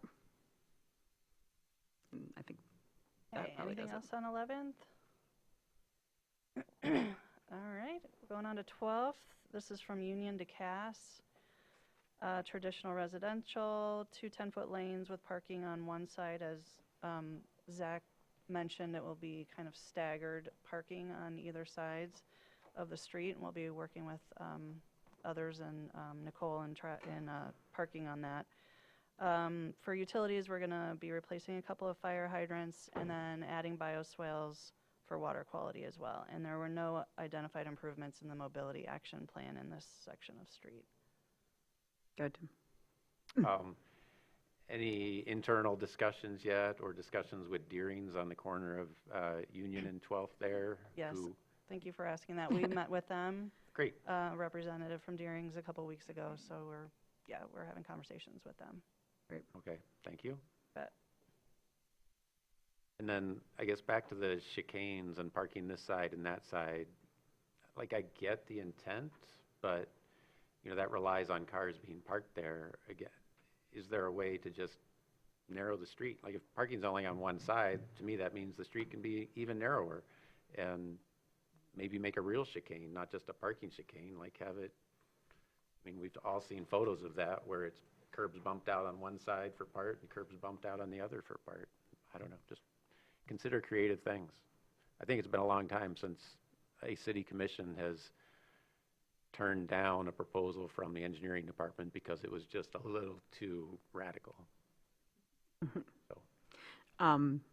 Thank you for that, Tim. And this is another one that just is, having been up here for 9 years now, that is another stretch that I've often heard people ask if we're going to redo. So as we move forward with these different ideas, thank you for also putting that one on the list this year. I think there's going to be some very happy people in some of these neighborhoods, so. I have to thank DPS. They helped us figure out which streets needed to be done first, so.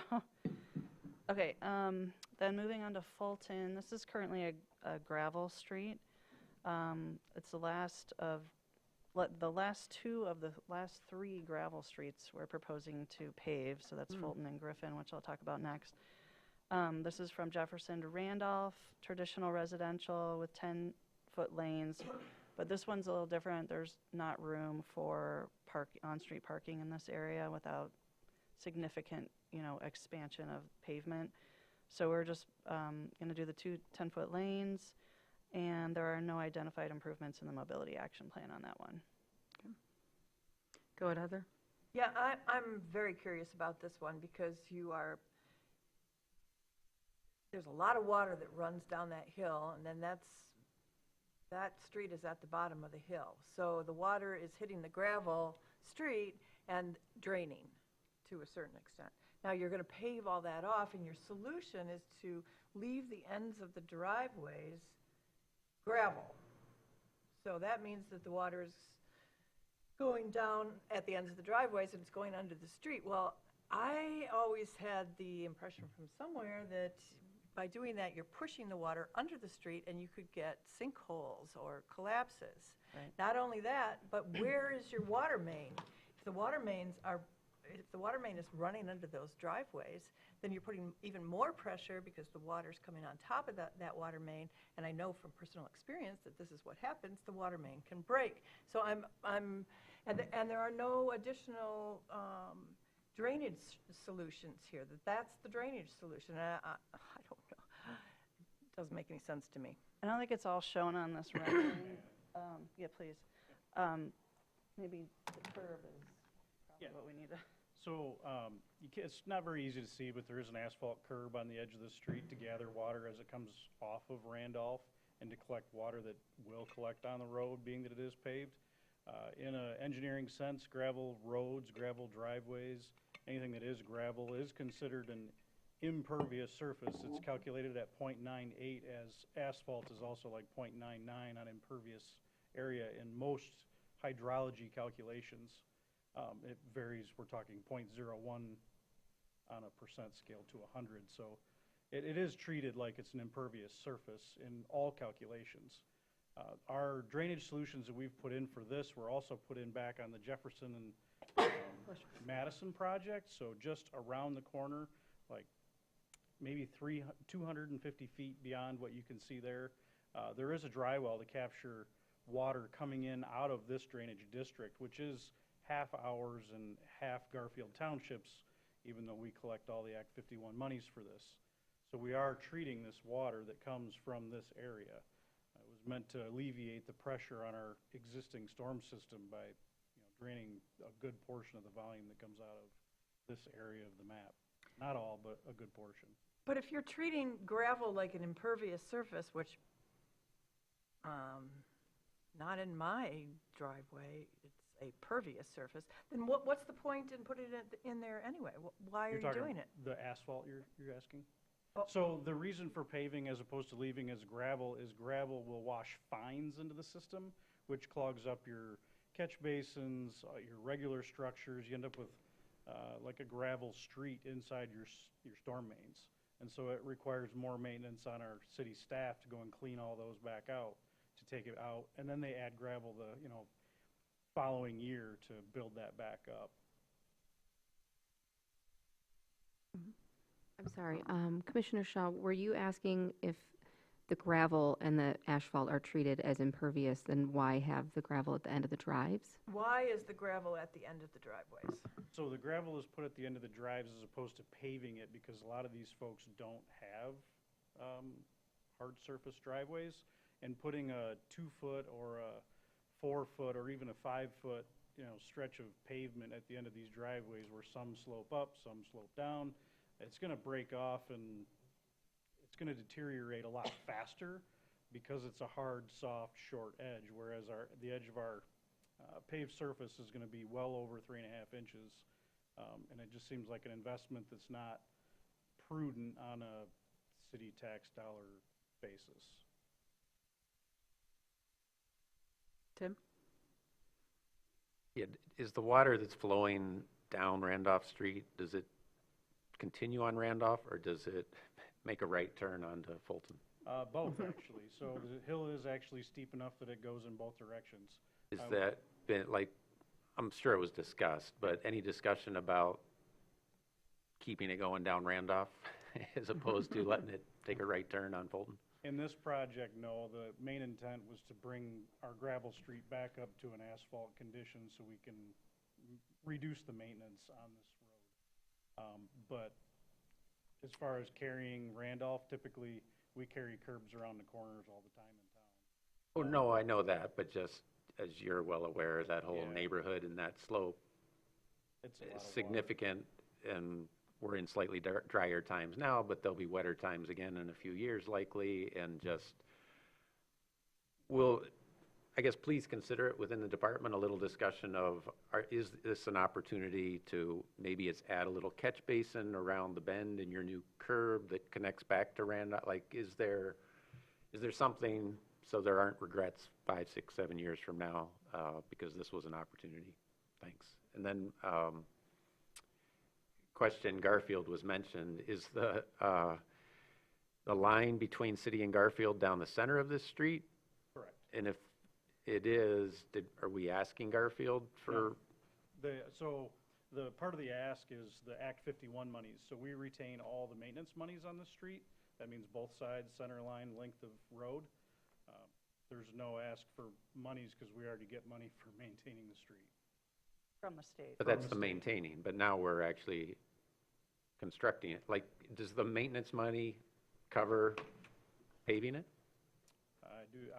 We haven't crunched those numbers, but we could look at that. I just felt like, yes, it's a small dollar amount, but those are Garfield residents on the other side, and they're benefiting from it.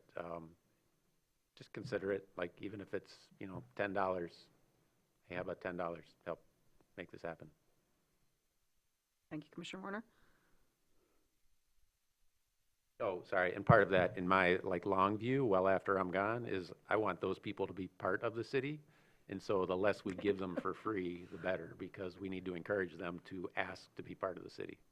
Tim's planning to step out before he starts the territory wars.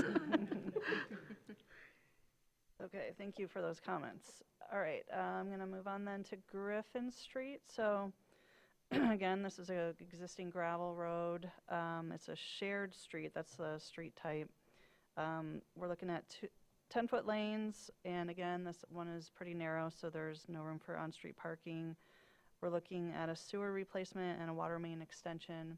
And then as far as the mobility action plan, it is within the Vision Bike Network, and so we're proposing to construct that connector trail from Locust to Union, and then also put in sharrows on the street, on Griffin Street, from Pine to Locust. Tim? So a couple things. I think it was my very first meeting with Julie Clark in the first couple months she became the head of TART that we talked about that little connector piece there. And so I'm still in support of that connector piece, but I question, is that the best place to spend money on a little piece of trail in the city when there's so many opportunities to do it?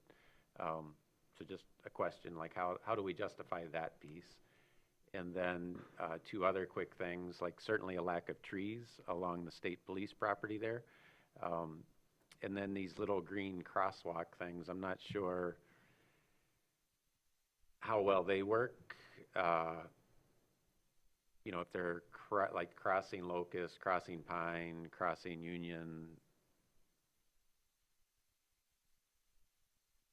I don't quite get it. Like where are they putting people or taking people from, and what are motor vehicles supposed to do when they see a green crosswalk, especially like the one on Union's right next to a regular crosswalk? So Maybe not tonight, but have a chat with the city attorney and the city planning director, just to like, hey, really hash it out. Like, do these things make sense? Like, will people understand what they mean, and et cetera, et cetera. Thanks.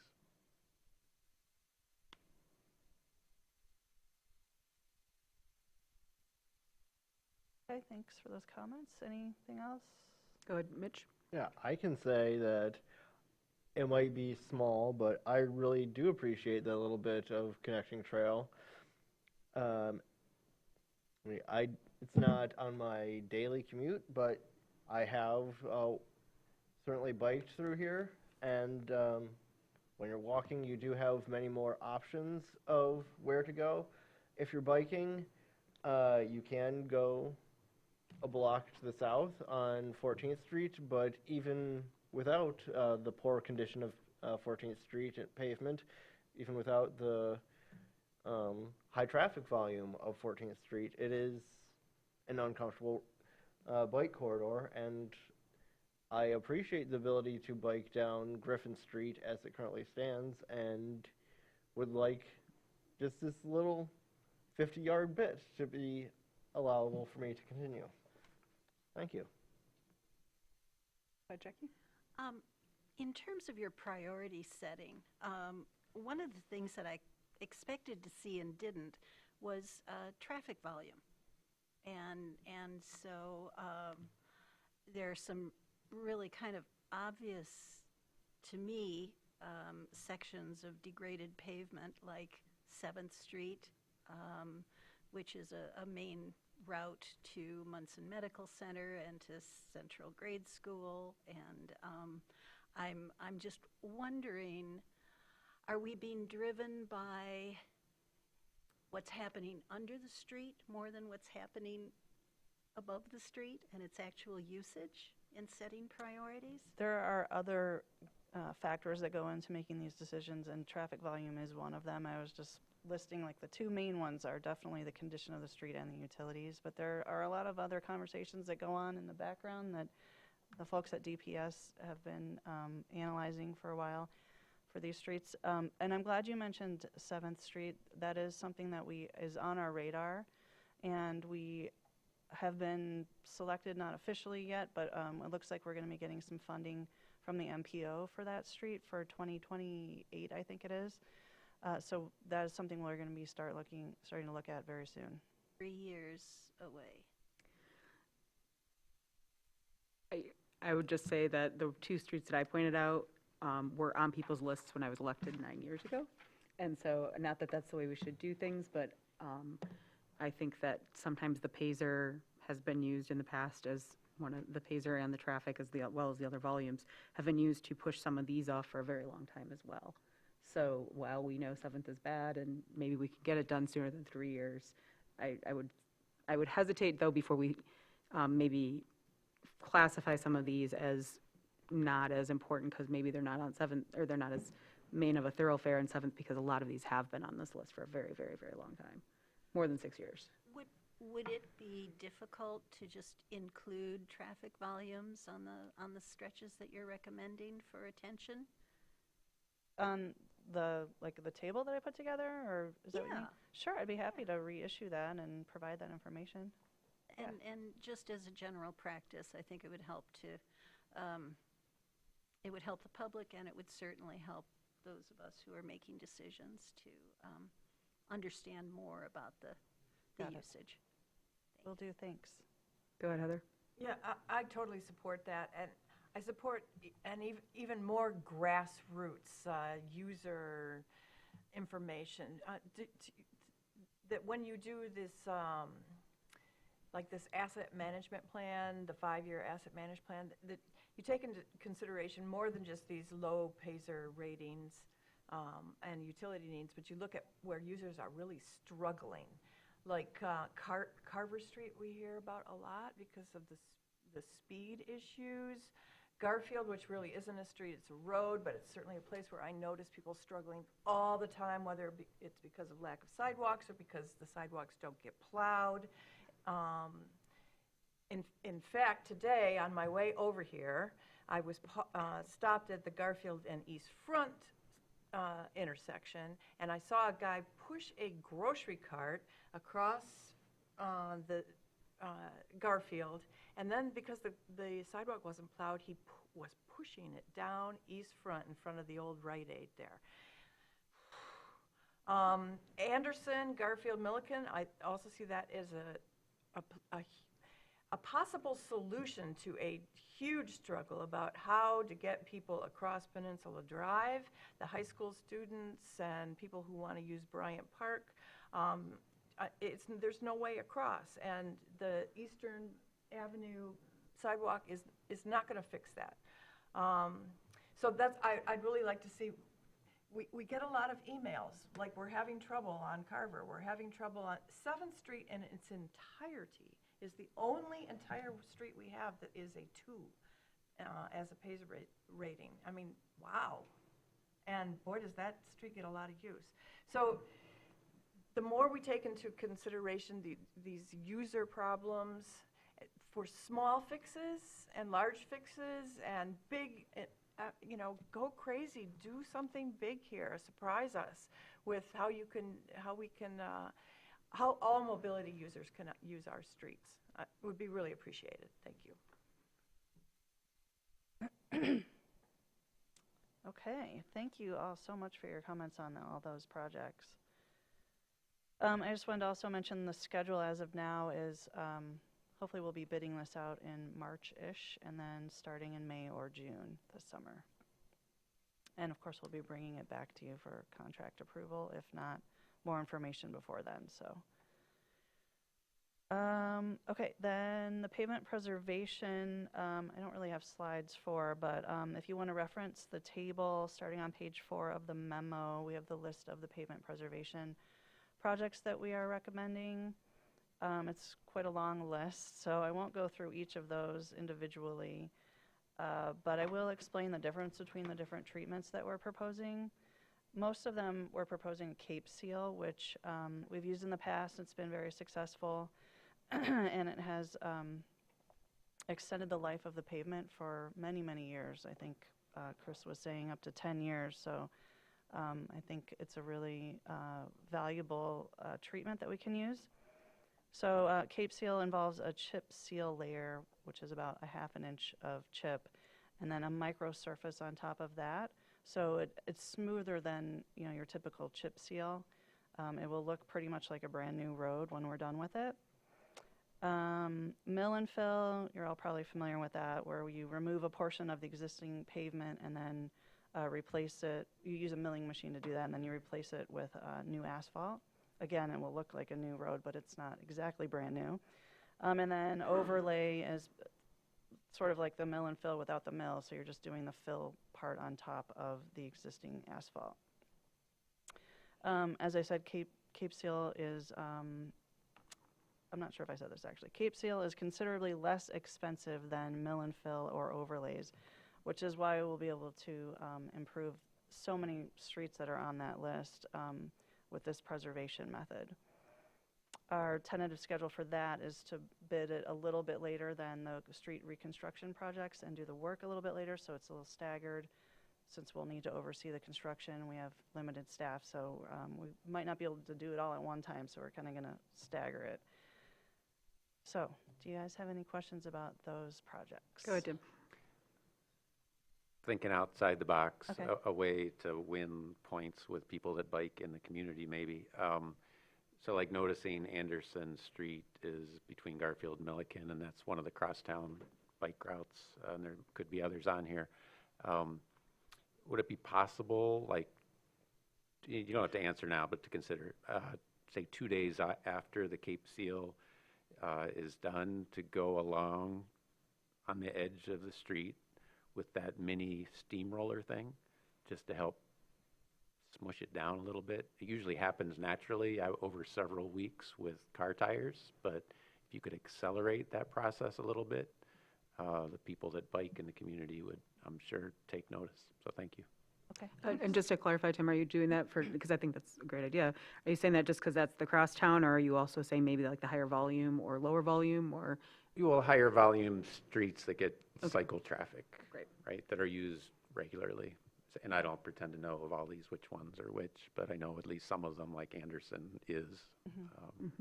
Yeah, Okay. just a possible, like, I don't know, maybe that doesn't work for some good reason. Yeah, we can look into that for sure. Any other questions on the, okay, got off easy on that one there. Okay, we'll move on to Eastern then. All right, thank you, Sarah, for putting up the plan there. I included with the memo the current construction plans that we put together for the Eastern sidewalk. They're pretty darn close to done and ready to go to bid.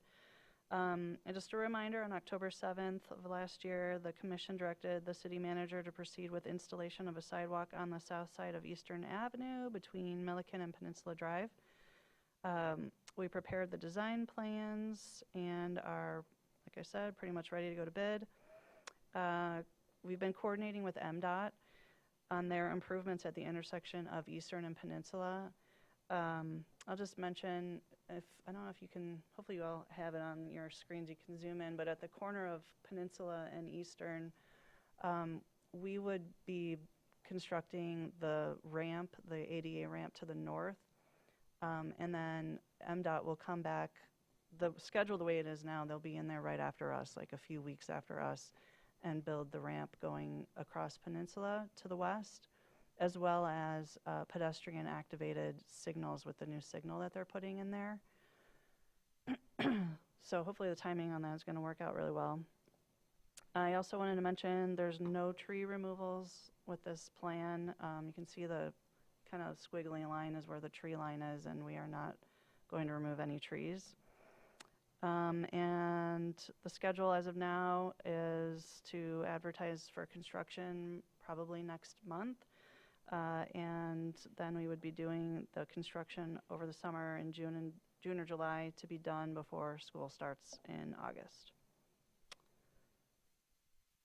Comments or questions about those plans? Go ahead, Tim. Thank you. You're welcome. That might be a record for Tim's briefest comment. Yeah. Go ahead, Heather. Yeah, I live in this neighborhood, and I think that having the sidewalk there will make that corner that people take off Peninsula to come onto Eastern safer, because it's pretty blind right now. But it's not helping me or my family get to Bryant Park. Without sidewalks on Peninsula Drive, you're just dumping people off onto the curb there. It's not safe. It's not safe for the high school cross-country team. It's not safe for my family. I see the potential of getting a sidewalk all the way up there to Eastern Ave on Peninsula Drive as extremely remote. I think that a crossing at Anderson is the solution, and that's where money should be. That's where you should put in your money and your studies.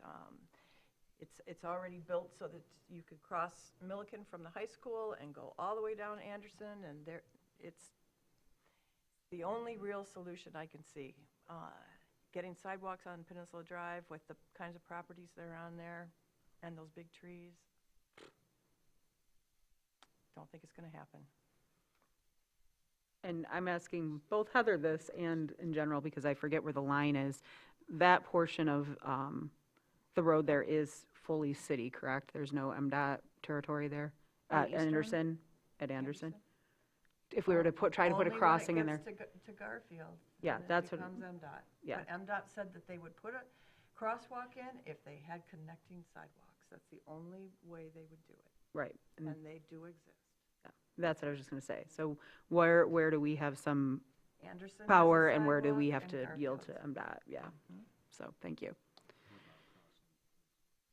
No sidewalks. Oh, well, then you have to go and cross Peninsula, but that's much easier.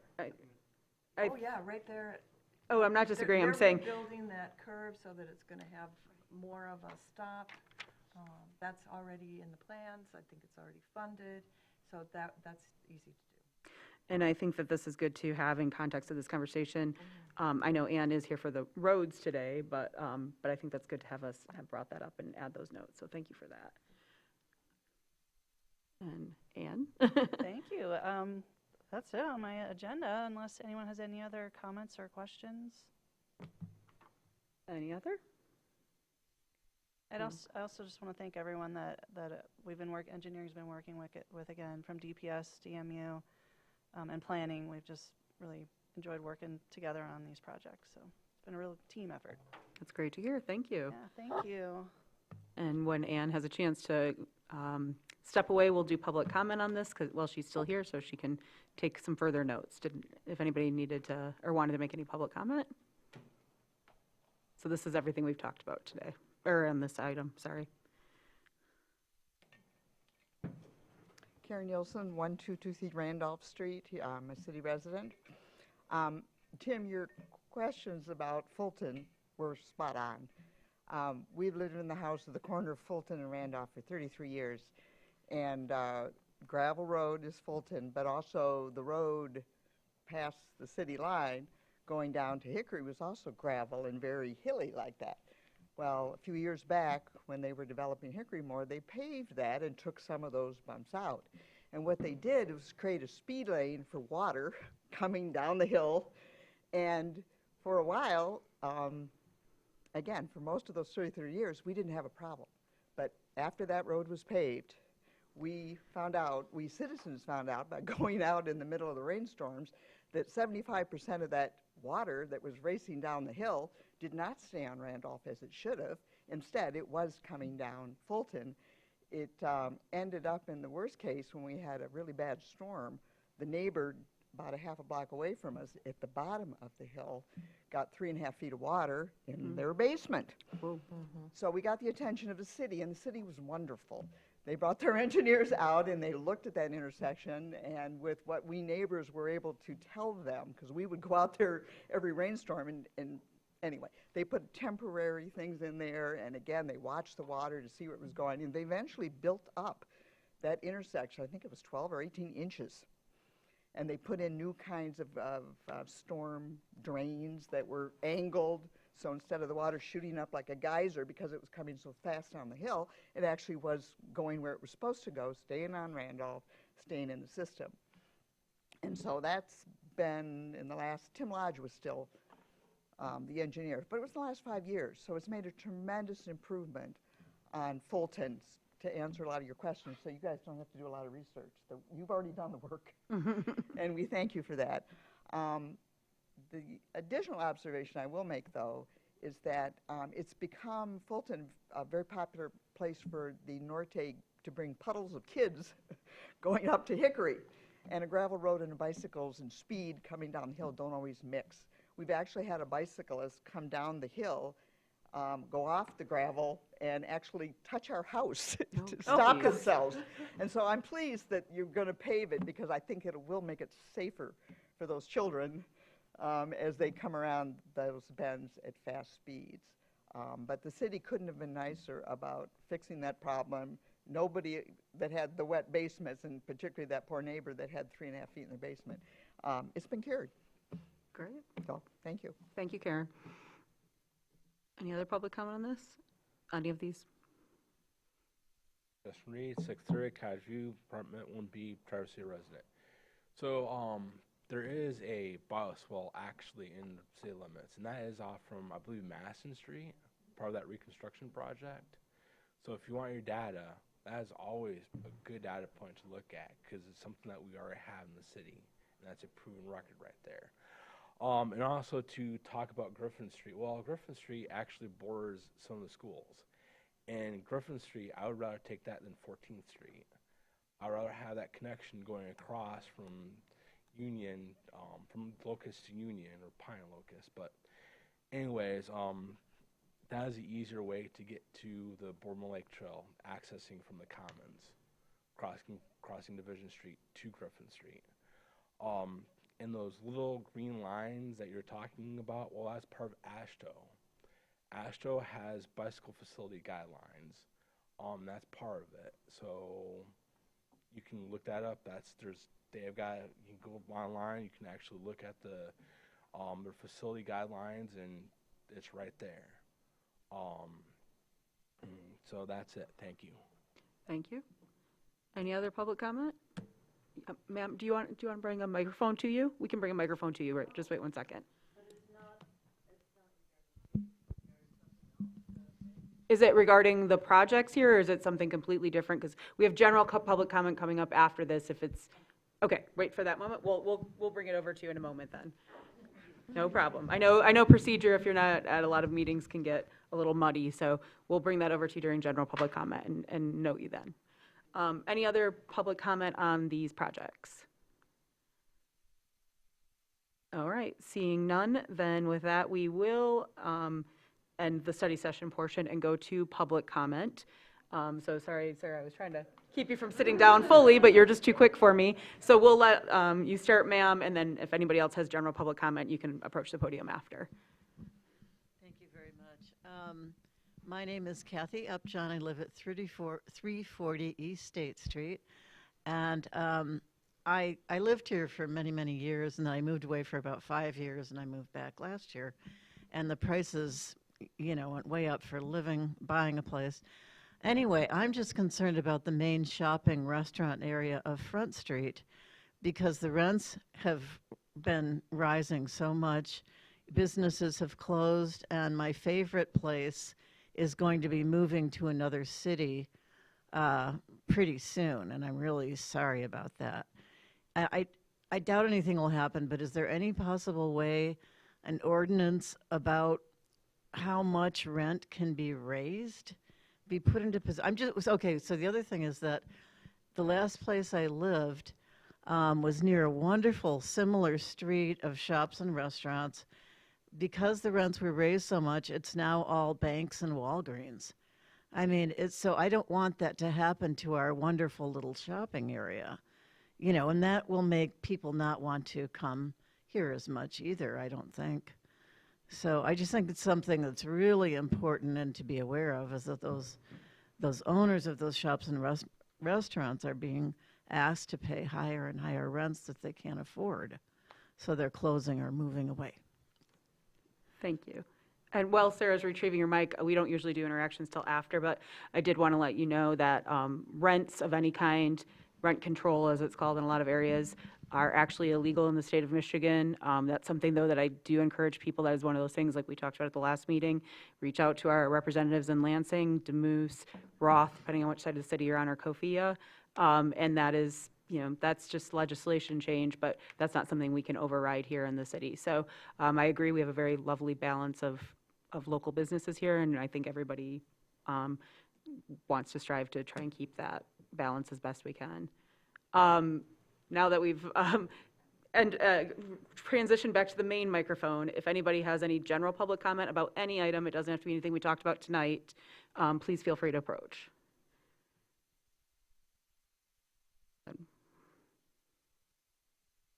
Justin Reed again. I'd like to remind the city commission and the city residents that we are a place that keeps on growing faster and faster, and I don't see it like ever slowing down.